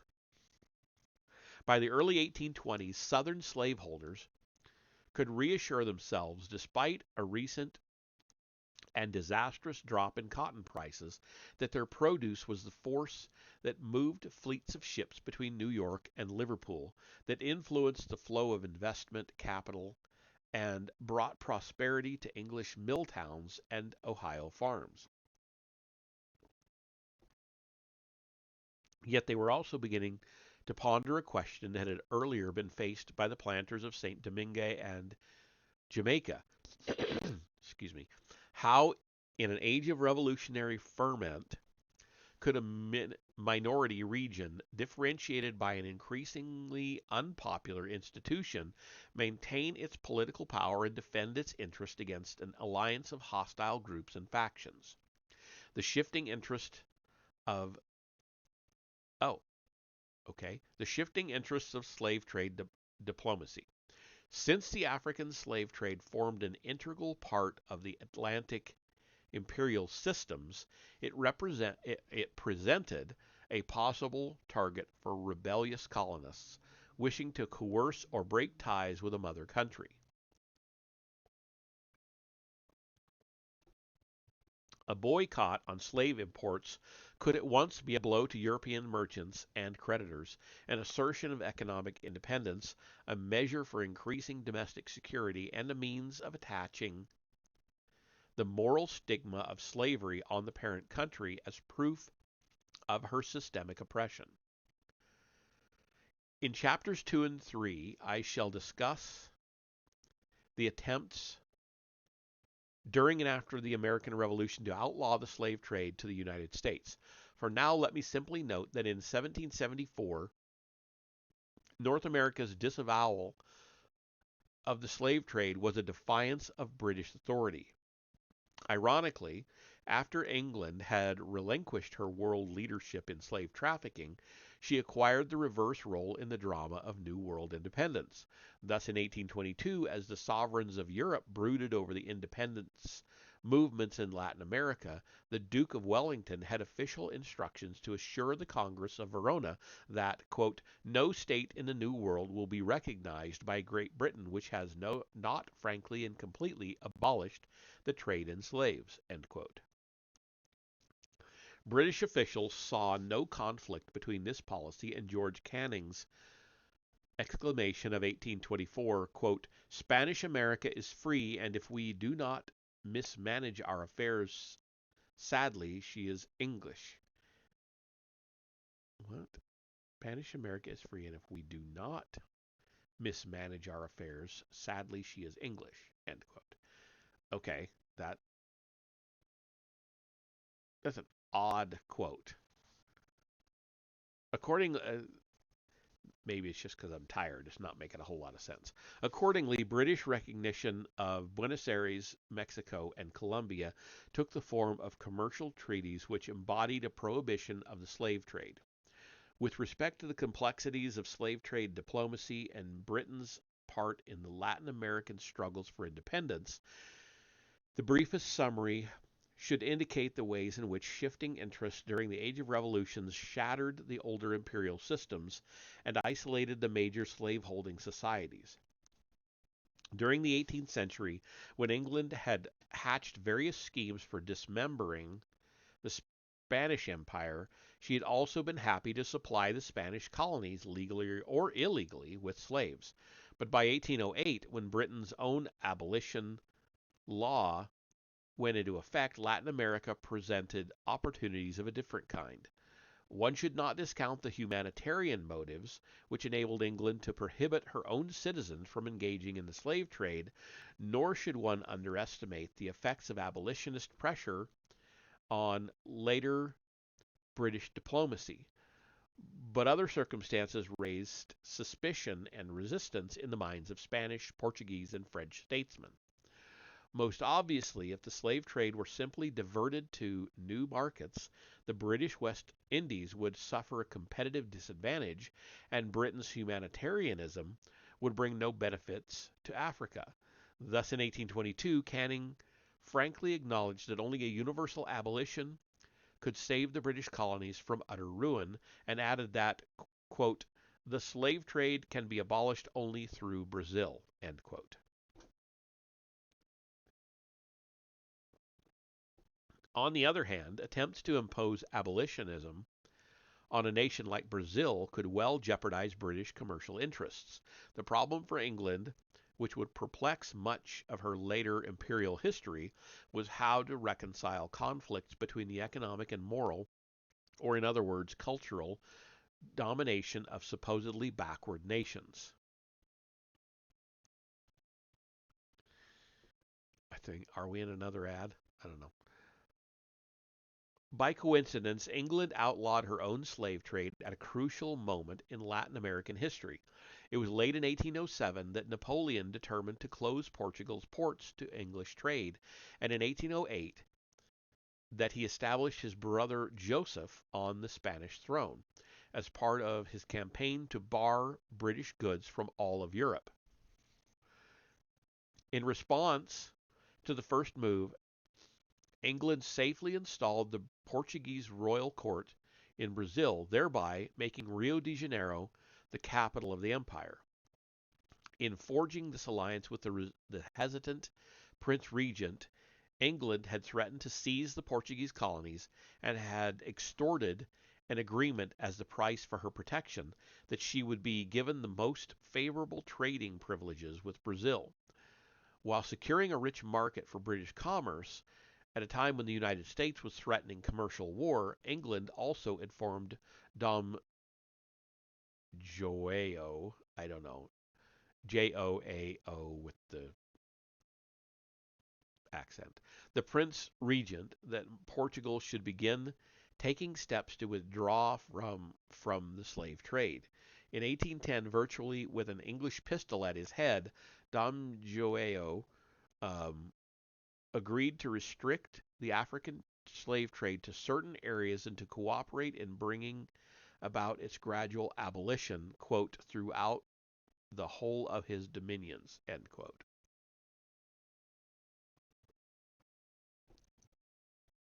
I'm going to probably have to go get some more water here in a minute. Let me get to a good stopping point. Meanwhile, Napoleon's seizure of Spain opened the Spanish colonies both to rebellion and to British trade. When the Creole or native-born elites of various Spanish American cities declared their independence of Spanish rule, they often affirmed their idealism by outlawing the slave trade. Thus, in Venezuela, where slave imports had almost ceased by 1800, the Supreme Junta of Caracas prohibited the vile traffic in 1810. 2 years later, large numbers of slaves joined the Spanish forces marching on the capital and helped to subdue the First Republic. The proclamations from Caracas, from Chile, and from Buenos Aires reflected the earlier ideals of the American Revolution and a contempt for the decadence and corruption of the mother country. They were also in tune with British policy. Okay, that's as good a place to stop as any. I'm going to pause, go get some more water. It's the only thing that seems to help keep my voice from going completely. So I will be right back. And then I think we've got about 13, 14 pages left, and we should be done with this chapter.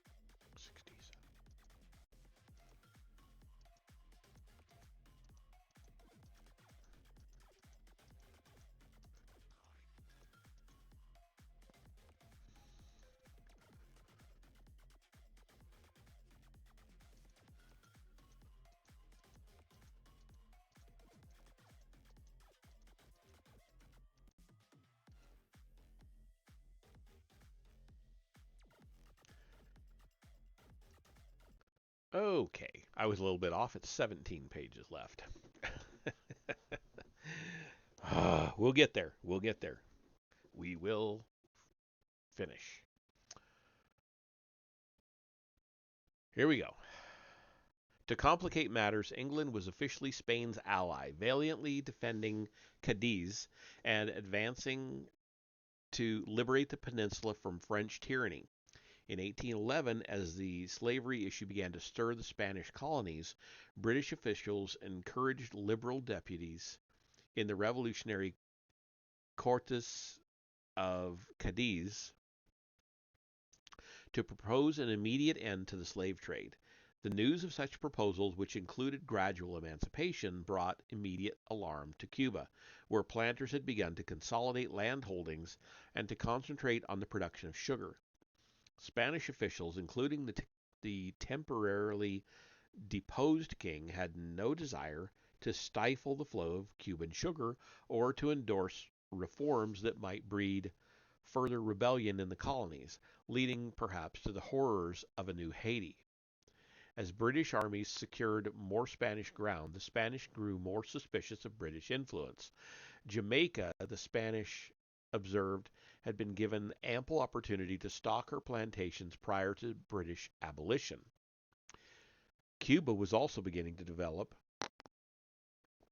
as a major competitor in sugar and had been deprived by war of adequate slave importations.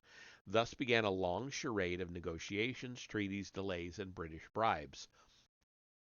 For decades, the slave traders would converge on Cuba, the only opulent colony that Spain retained. The wars of liberation virtually ended slave imports to the new republics, which, with the exception of Uruguay, had long ceased to have a need for African labor. Before returning to Brazil and to a concluding assessment, the failures of British diplomacy in the period from 1814 to 1822 should be briefly noted. By 1814, the British Navy had suppressed much of the slave trade north of the equator. Both abolitionists and diplomats hoped to convert wartime suspension into permanent international prohibition. But when Napoleon's initial downfall brought a restoration of Bourbon rule to France, it became apparent that neither Louis the 18th nor Prince Talleyrand was a zealous abolitionist. The French resented hints that the restoration of their colonies might hinge on their profession of the new faith. They were even suspicious of the offer of Trinidad as bait for agreeing to deprive their colonists of further supplies of slaves.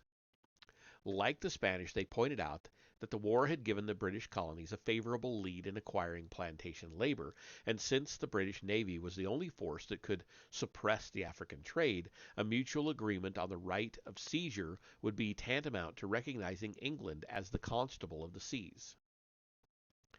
French resistance evoked an astonishing upsurge of English public indignation.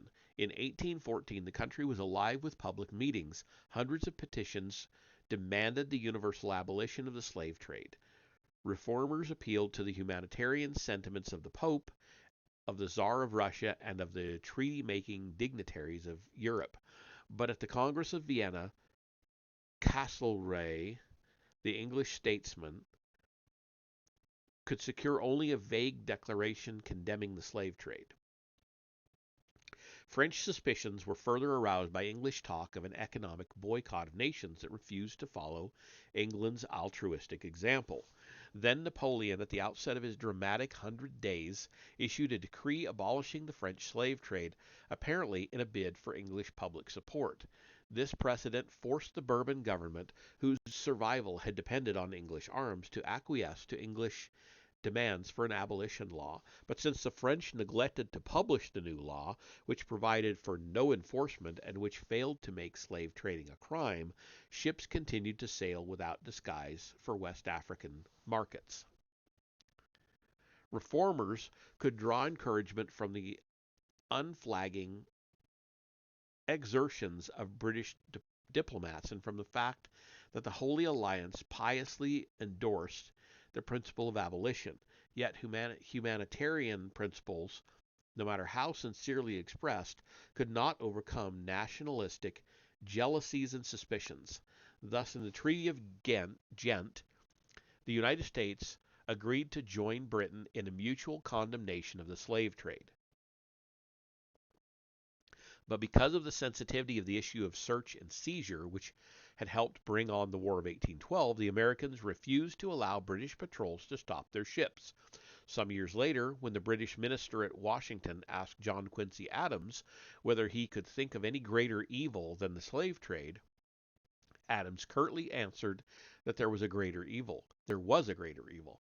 To grant the right of search, quote, would be making slaves of ourselves, end quote. And since the United States failed to enforce her own laws, the American flag became for a time the main protection of Cuban and Brazilian slave traders. As a result of incessant pressure and massive bribes, England did obtain in 1817 a limited right of search from Spain and Portugal. Both countries assented to abolition north of the equator. Spanish promise, uh, Spain promised to terminate the entire trade in 1820 by vaguely renewing her commitment to total abolition at some future date. Portugal won recognition of the legality of her slave trade south of the equator. As we've seen, the British Navy did succeed in reducing the volume of the African slave trade, but despite the treaties and despite the flow of noble pronouncements from the governments and Congress of Europe, 26 slave ships arrived safely in Havana during the first year of formal abolition. Cuban planters, many of them refugees from the newly independent Latin American republics, were contemptuous of Spain's commitments to their British competitors. As late as the 1850s, the colony would illegally import some 123,000 slaves. In the 1820s, Brazil absorbed an estimated 325,000 African slaves, a somewhat smaller number than she would import in the 1840s. Brazil's refusal to outlaw slave imports delayed British recognition of her independence from Portugal, which she asserted in 1822. Although Britain tried to use the slave trade issue to mediate the conflict between Brazil and Portugal, the latter claimed to have supported the commerce out of a concern for her colonists, whereas the colonists replied that the mother country had done nothing to prepare them for a sudden labor shortage. Since Brazil achieved her independence in a unique and relatively nonviolent way, she might appear as the exception that proves a rule, namely that wars of independence led to a disengagement from the Atlantic slave trading system. With the exception of Brazil, the only remaining markets for African slaves by the 1820s were the colonies of Spain, France, and Holland. On the other hand, one must remember that a legal slave trade continued to the United States for 32 years after independence and for 20 years after the adoption of the Constitution. In 1827, Brazil won British recognition by giving in to demands for commercial privileges and by agreeing to abolish the slave trade in 1830. Although the abolition law proved to be unenforceable, and Brazil did not bring slave imports to an end until mid-century, the unfulfilled commitment was of approximately the same duration as that of the United States.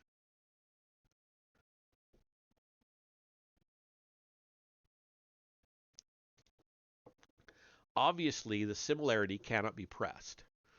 Unlike the United States, Brazil faced the diplomatic, economic, and naval coercions of a much stronger power. Her sugar and coffee plantations depended on a trade which, after 1830, was technically illegal. Yet the comparison highlights an important question of independence and external coercion. Although the planters of South Carolina and Georgia enjoyed the benefits of a naturally increasing slave population, they would presumably have continued to import slaves, at least intermittently, if they had remained within an imperial system that permitted them to do so. The independence of the United States required them ultimately to bow to the interests and ideology of their sister states. They could never pool their political resources with the planters of the British Caribbean, who similarly found themselves too weak to resist the abolitionist pressures on the home government. And even when the South finally seceded from the Union, the fear of antagonizing British and border state opinion helped to defeat agitation at the Confederate Constitutional Convention for the reopening of the African trade.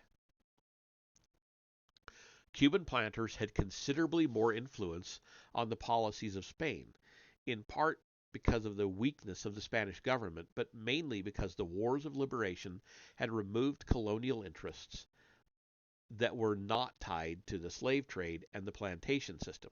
Cuba, as Arthur F. Corwin has written, quote, had replaced Mexico with her gold and silver pieces as the pearl in the Spanish diadem. End quote. For Brazilian planters, resistance to British pressure signified patriotism and a proud spirit of cultural independence. Cubans were able to make the slave trade's continuation a fundamental condition for allegiance to Spain.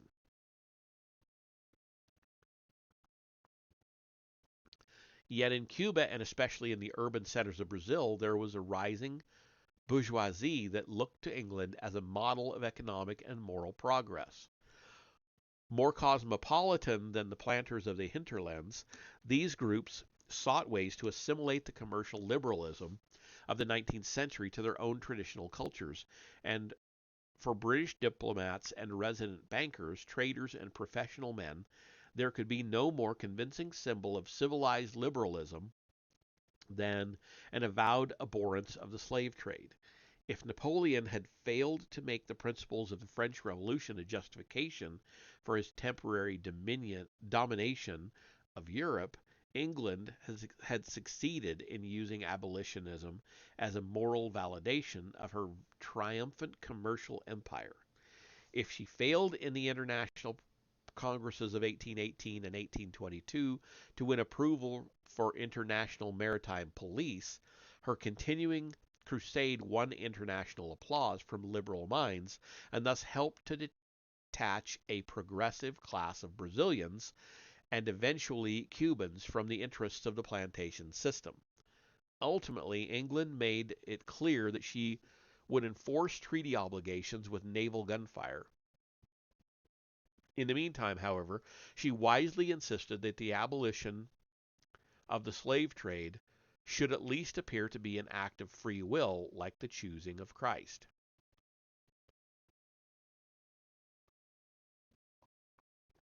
In the long view, therefore, there was some ground for Benjamin Lundy's optimism even in 1822.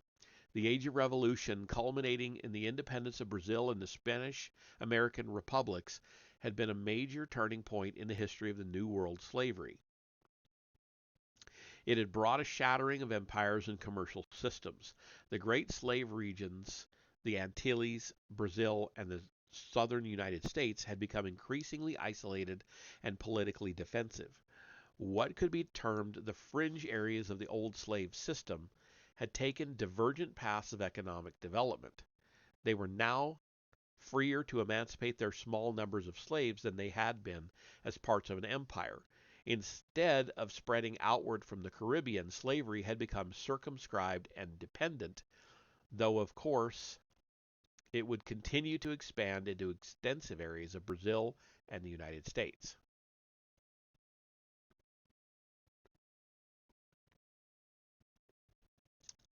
The institution had also been disavowed in principle by the revolutionary leaders of France, the United States, and Latin America. Its originating commerce had been condemned by Britain and by the reactionary congresses of Europe. For abolitionists, the period had brought an end to certain naive hopes. A series of defeats and disappointments culminating in the Missouri Compromise and the Congress of Verona showed that more would be required than a simple appeal to rulers begging them to choose the path of virtue. In Britain especially, the path of political action had been successfully mapped. Above all, in most parts of the New World, the Negroes themselves had been aroused to a new consciousness of their rights. Hundreds of thousands had won their freedom. After the traumatic lesson of Haiti, especially, slave owners could never again be altogether comfortable with the notion that blacks actually preferred bondage to freedom. Whew. About 10 pages to go. War and Emancipation. The wars of the Age of Revolution necessarily shattered the fragile security of many slaveholding societies. Armies moved and fought through regions heavily populated with slaves, some of whom took up arms on opposing sides, while others seized the opportunity to escape. When the French Revolution spread to the Caribbean, it ignited a racial war that fulfilled the darkest prophecies of the preceding century, feeding slaveholders nightmares for a century to come. Other West Indian colonies were seldom free from threat of invasion or insurrection. Even on the coast of West Africa, the British found their position weakened by the American War of Independence. In 1806, traditional slaving patterns were further disrupted when an Ashanti army near Cape Coast annihilated England's Fanti allies. Many historians have understandably been captivated by the romantic notion of slaves liberating themselves by force of arms. The frequency of insurrection has commonly been taken as a reassuring index of slave discontent, as if no more subtle evidence were available, and as if the main result of such occurrences was not always an increase in mass executions of blacks. The subject of slave accommodation and resistance has recently been studied in considerable depth and need not concern us here, but it is important to discuss the ways in which a military crisis could affect opportunities for emancipation. In April 1775, Lord Dunmore, the royal governor of Virginia, threatened that he would proclaim liberty to the slaves and reduce Williamsburg to ashes if the colonists resorted to force against British authority. In November, after Dunmore and his small armed force had sought refuge on board warships in Norfolk Harbor, he promised freedom to all Negroes, quote, appertaining to rebels, end quote, if they were able and willing to join, quote, His Majesty's troops for the more speedily reducing the colony to a proper sense of their duty to His Majesty's crown and dignity, end quote. Several hundred Negroes succeeded in joining Dunmore's small army, but their forays along the coast were generally unsuccessful. The fleet finally sailed off to more promising war theaters. In June 1793, Laguerre Félicité Sonthonax, one of the commissioners sent to St. Domingue by the French Legislative Assembly, found himself in a position somewhat similar to that of Lord Dunmore. The whites of Le Cap, the capital city of the North Province, refused to accept the commissioner's authority. Over 100,000 white sailors became involved in a race riot against the free mulattoes, whose rights the commissioners had defended. Sonthonax and his party retired from the city under heavy fire and seemed to face extermination until Sonthonax called for support from the rebellious slaves in the countryside. Some 10,000 blacks then stormed down upon Le Cap, and it was the pro-planter governor, accompanied by most of the surviving white residents, who fled by sea. Sontenac soon issued a general emancipation proclamation, which was later validated by the French Convention. On one can quickly think of reasons that help to account for the striking contrast. In 1775, Virginia had not undergone 4 years of revolutionary turmoil. The white population did not constitute a tiny minority, nor was white supremacy challenged by a powerful group of mulattoes of almost equal numbers. Above all, the slaves of Virginia had not been in armed rebellion for nearly 2 years, nor had officials in London begun to conclude that preservation of the empire would depend on free blacks and mulattoes. It would be hazardous, however, to draw hasty conclusions from these two incidents, which were parts of larger and more complex sets of events. In 1793, the French government had no more intention of turning slaves against their masters than the English government had in 1775. Who can say what might have happened if the British, anticipating Abraham Lincoln, had issued a decree emancipating all slaves in rebel hands? Or if the Americans had followed Silas Deane's suggestion of inciting insurrections in Jamaica, where in 1776 a massive uprising in Hanover and St. James parishes resulted in more than 30 executions.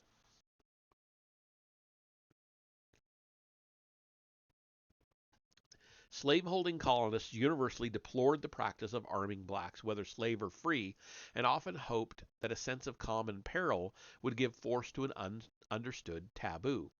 Yet throughout colonial history, slaves frequently won their freedom by military service without weakening the foundations of the institution. The precedents were firmest in the Caribbean and in 17th century Brazil, where the whites were so few in number and the settlements so vulnerable that slaves held the key to military security as well as to disaster. During the Portuguese struggles against Dutch and French encroachments in Brazil, all the combatants enlisted large numbers of slaves.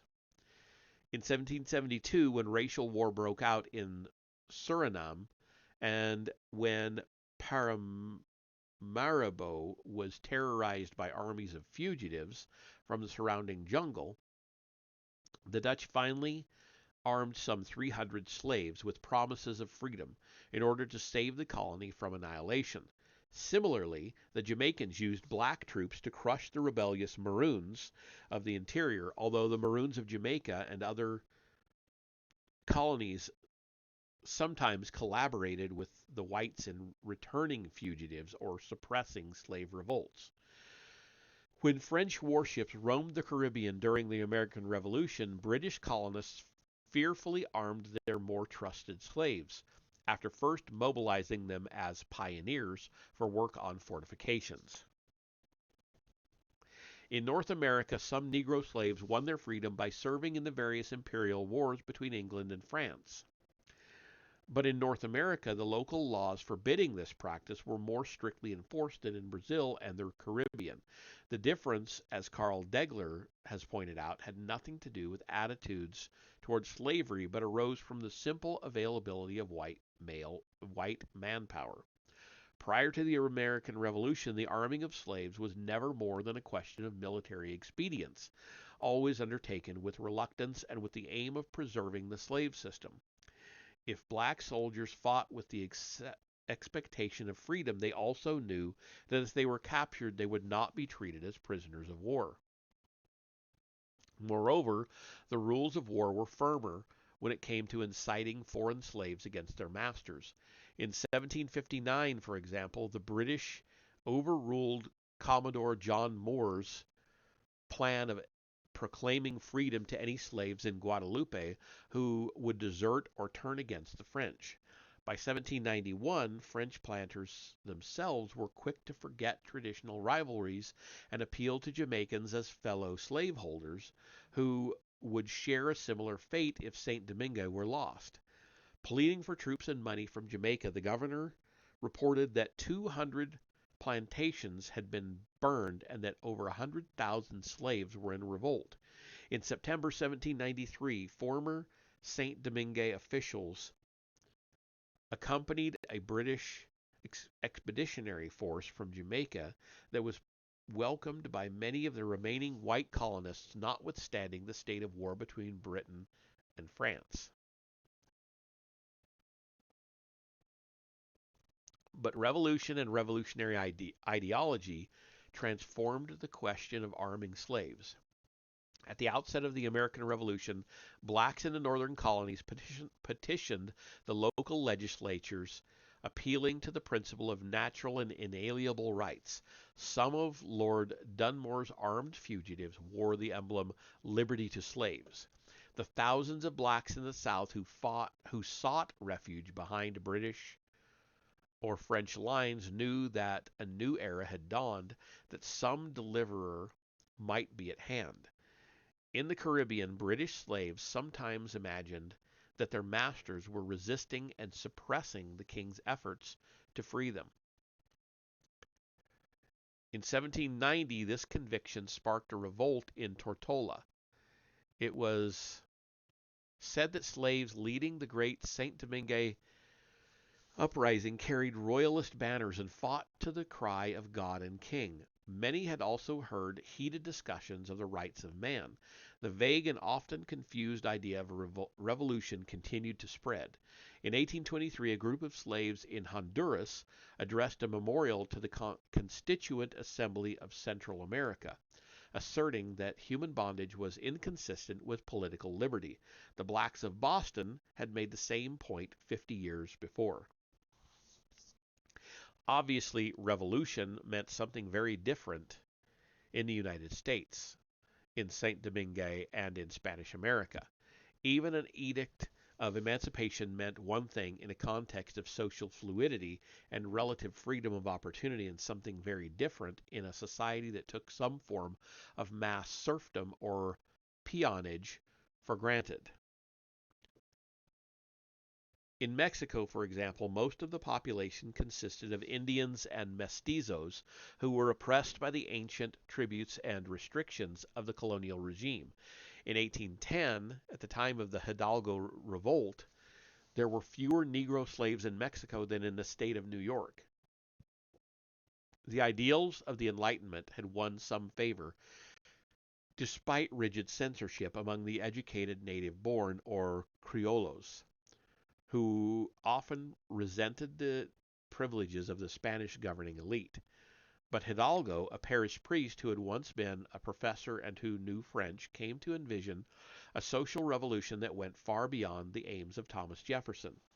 Hidalgo's goals shifted partly because of his immediate need to mobilize an army of peasants, miners, and urban laborers once his conspiracy had been divulged.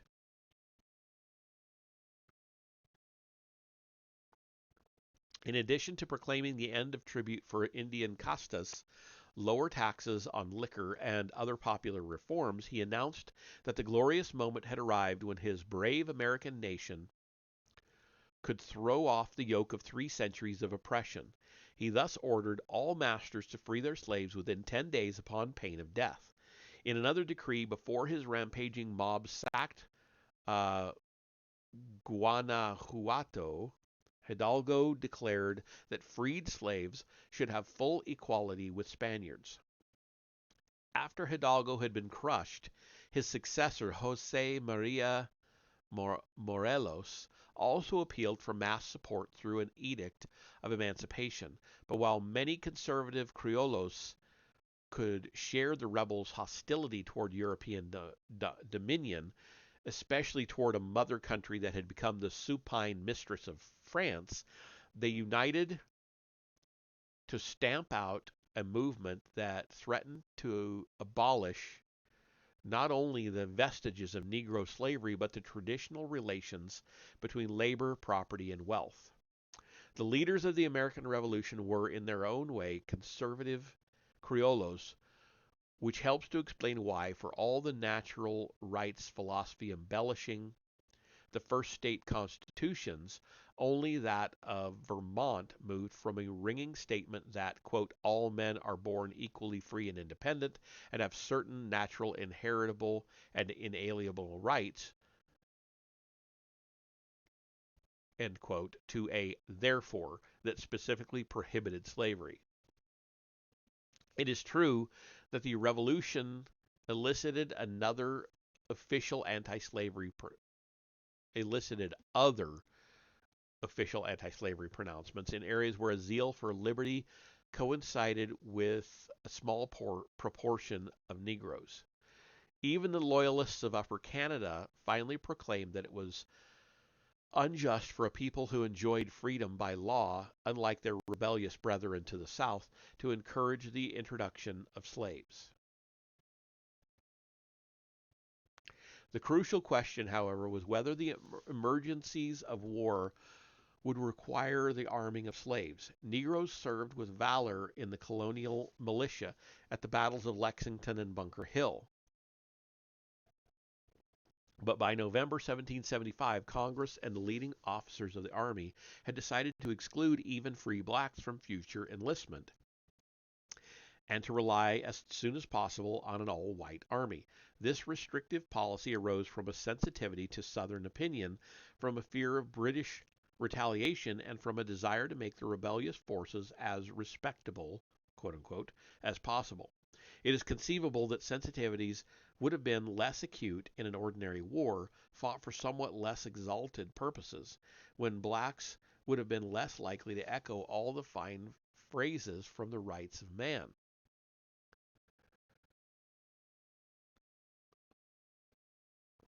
In any event, General Washington soon became fearful that the black troops, quote, very much dissatisfied at being discarded, end quote, might seek employment in the British Army.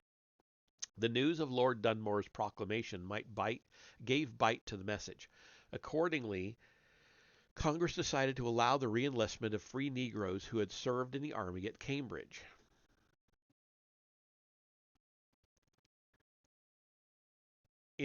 By 1778, a shortage of manpower had brought a remarkable shift in sentiment, at least in the North, where various states encouraged the emancipation of slaves for military service.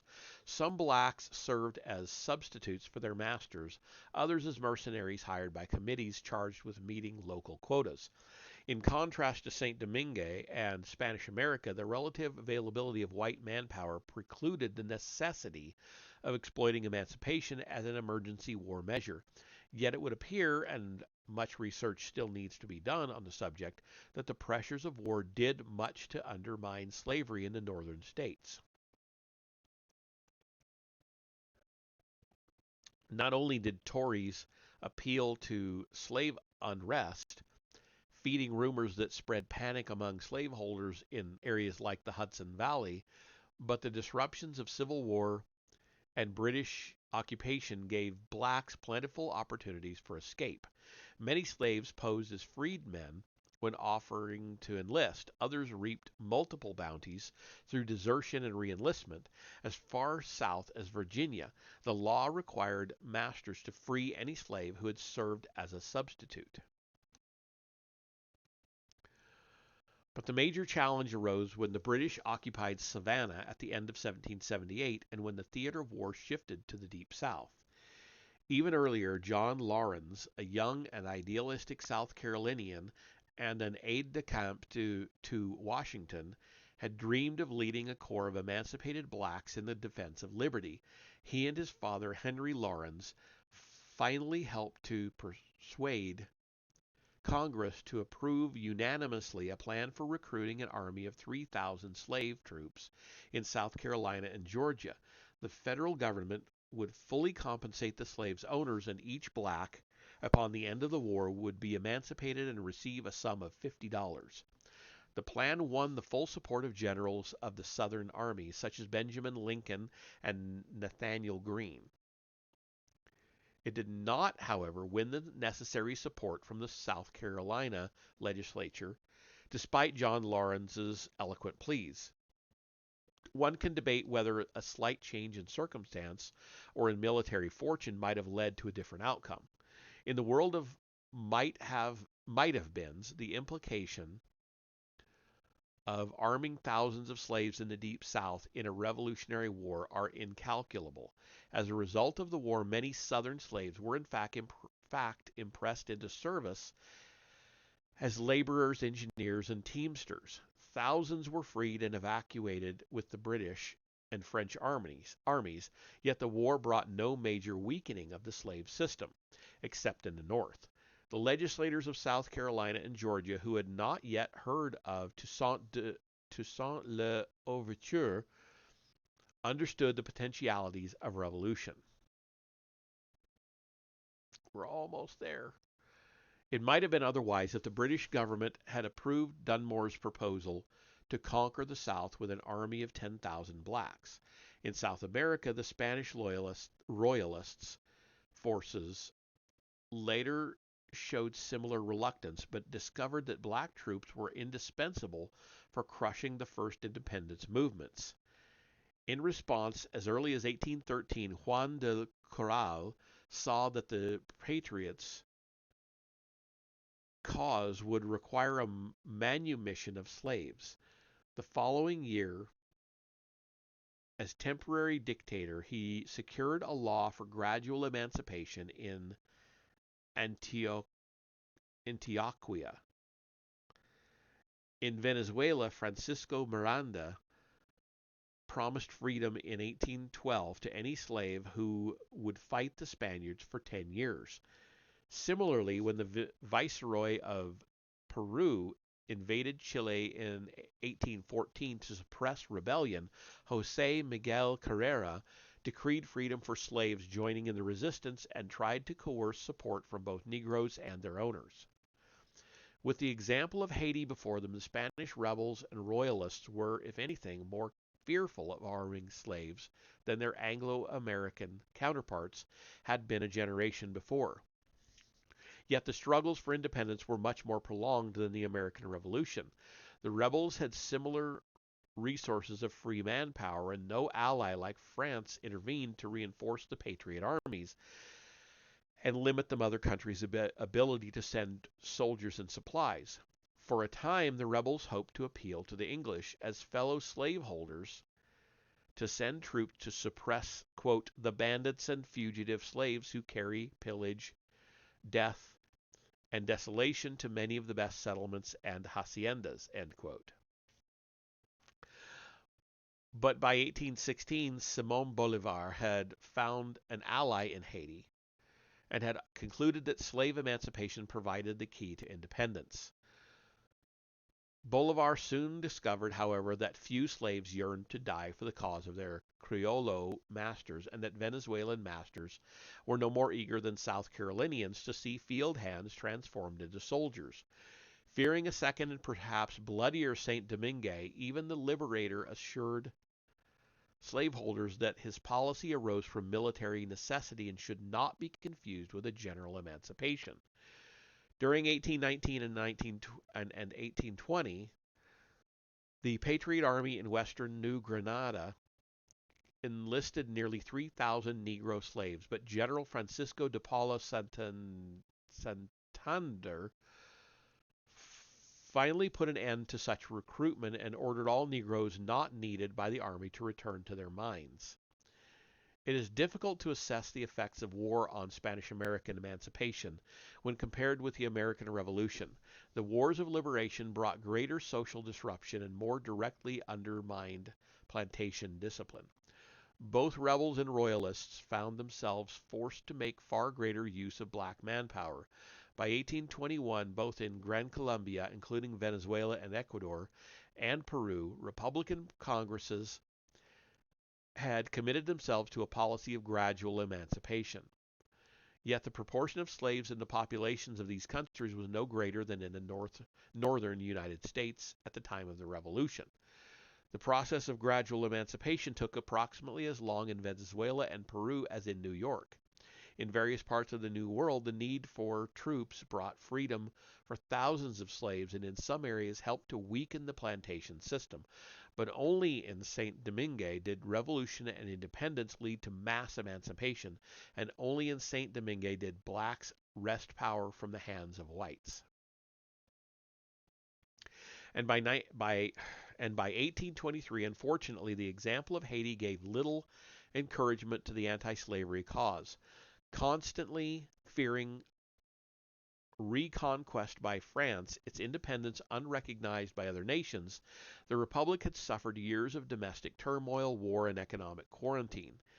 If Henry Christophe, or Henri Christophe, had brought a degree of recovery to the North Province, his system of regimented labor could not reverse the effects of revolution and counter-revolution, or restore the regime.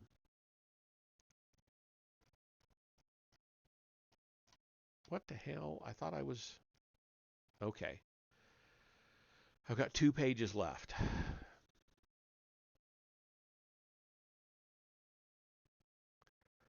Or restore the regime of unchallenged authority on which the plantation economy had depended. The economic disintegration of the South Province and of the entire nation when reunited under Jean-Pierre Boyer gave the island's rulers a continuing excuse to substitute coerced labor for the slavery of the past. Yet for American reformers like Benjamin Lundy, Haiti seemed to present the only promising refuge for North American freedmen who faced an unmistakable hardening of racial prejudice and a new rash of discriminatory laws. Even the idealistic Bolivar, envisioning the nightmare of racial war, saw the problem as a bottomless pit where reason disappeared on entrance. In summary, slavery has always embodied a fundamental contradiction arising from the ultimately impossible attempt to define and treat men as objects. Historically, the contradiction has generated conflict, fear, and accommodation, but from antiquity it also became interwoven with religious and philosophic rationalizations for authority and subordination. Prior to the 18th century, Christians often exhorted masters to treat their slaves with charity and forbearance. Humanitarians expressed compassion for the misfortune of individual slaves. A few critics voiced doubts over the justice of the African slave trade, but even a widespread practice like the use of galley slaves, which persisted in the Mediterranean from antiquity to modern times, went virtually unchallenged in principle. Attacks on the principle of slavery were confined to perfectionist religious sects whose radical visions could have no positive effect on public policy.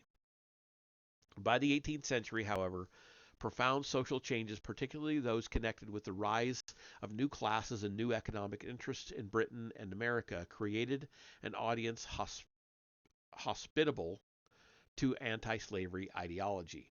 This ideology emerged from a convergence of complex religious, intellectual, and literary trends, trends which are by no means reducible to the economic interests of particular classes, but which must be understood as part of the larger transformation in attitudes towards labor, property, and individual responsibility.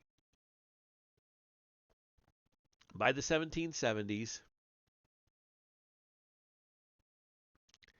English Quakers and Methodists found the principle of slavery no less repugnant than did French philosophies.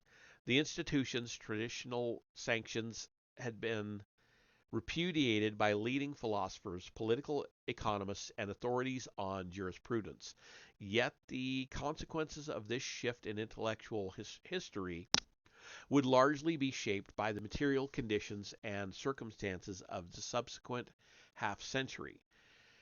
In other words, once a few men committed themselves to the goal of promoting universal emancipation, their opportunities and strategies would be framed by economic and political events.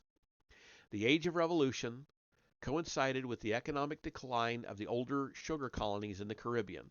It also witnessed the peak and gradual decline of the African slave trade, a decline stimulated by the wars of the French Revolution and by the independence of the United States and the Latin American republics. After England had abolished her own slave trade, both self-interest and ideology encouraged continuing diplomatic pressure to secure international suppression of the remaining traffic. Meanwhile, the diffusion of revolutionary ideals put a new perspective on the traditional reluctance to arm slaves in times of war. During the American Revolution, slaves in the northern states appealed to the rebels' ideology of natural rights. In various ways, the war helped to undermine slavery in the North, and though South Carolina successfully resisted moves to mobilize thousands of slaves, the war gave many blacks the opportunity to escape behind enemy lines or to win their freedom by fighting for the patriot cause. Black military power became far more decisive during the Latin American Wars of Independence and resulted in official commitments to the goal of gradual emancipation. Throughout the New World, slaveholders brooded over the portent of St. Domingue, where war and revolution had not only destroyed the richest of all plantation economies, but where slaves had actually won their freedom and independence by force of arms. By 1823, the leaders of Brazil, Cuba, and the southern United States were clearly on the defensive. But though the Age of Revolution had intellectually isolated the major slaveholding regimes, it had also, with the exception of the British West Indies, increased their independent political power. Plantation slavery had done more than simply survive the disruptions of a half century of war and revolution.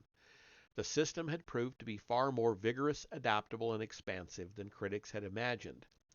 Slave-grown cotton had become indispensable for the industrial development of Lancashire as well as New England, and if slave labor itself seemed repugnant to capitalist ideology, there was little ground for the hope that the free play of market forces would soon undermine a supposedly wasteful, unproductive, and unprofitable system of labor. Whew. God damn, what a long chapter. That's it. We're done with that one. So, I hope the next one doesn't prove to be 84 pages long. That was ridiculous. When will you upload this to YouTube so I can catch up on the beginning I missed? It should be within well, let me see where I'm at as far as my uploads go. I'm about 3 uploads behind on Fingerprints of the Gods. I'll probably get those uploaded this weekend, so I should be uploading this one around about Monday or Tuesday, thereabouts, theoretically. It's going to be a busy weekend, so I should get it done, though. In fact, I'll try to get closer to it tonight. But anyway, I am done. I don't even care if anybody else is still on to raid. I don't want to raid. So I'm just going to go. I will see you all in the next reading, which will be Tuesday. Tuesday? Tuesday. Yes. And it will be from this book. So have a good night. I will see you then.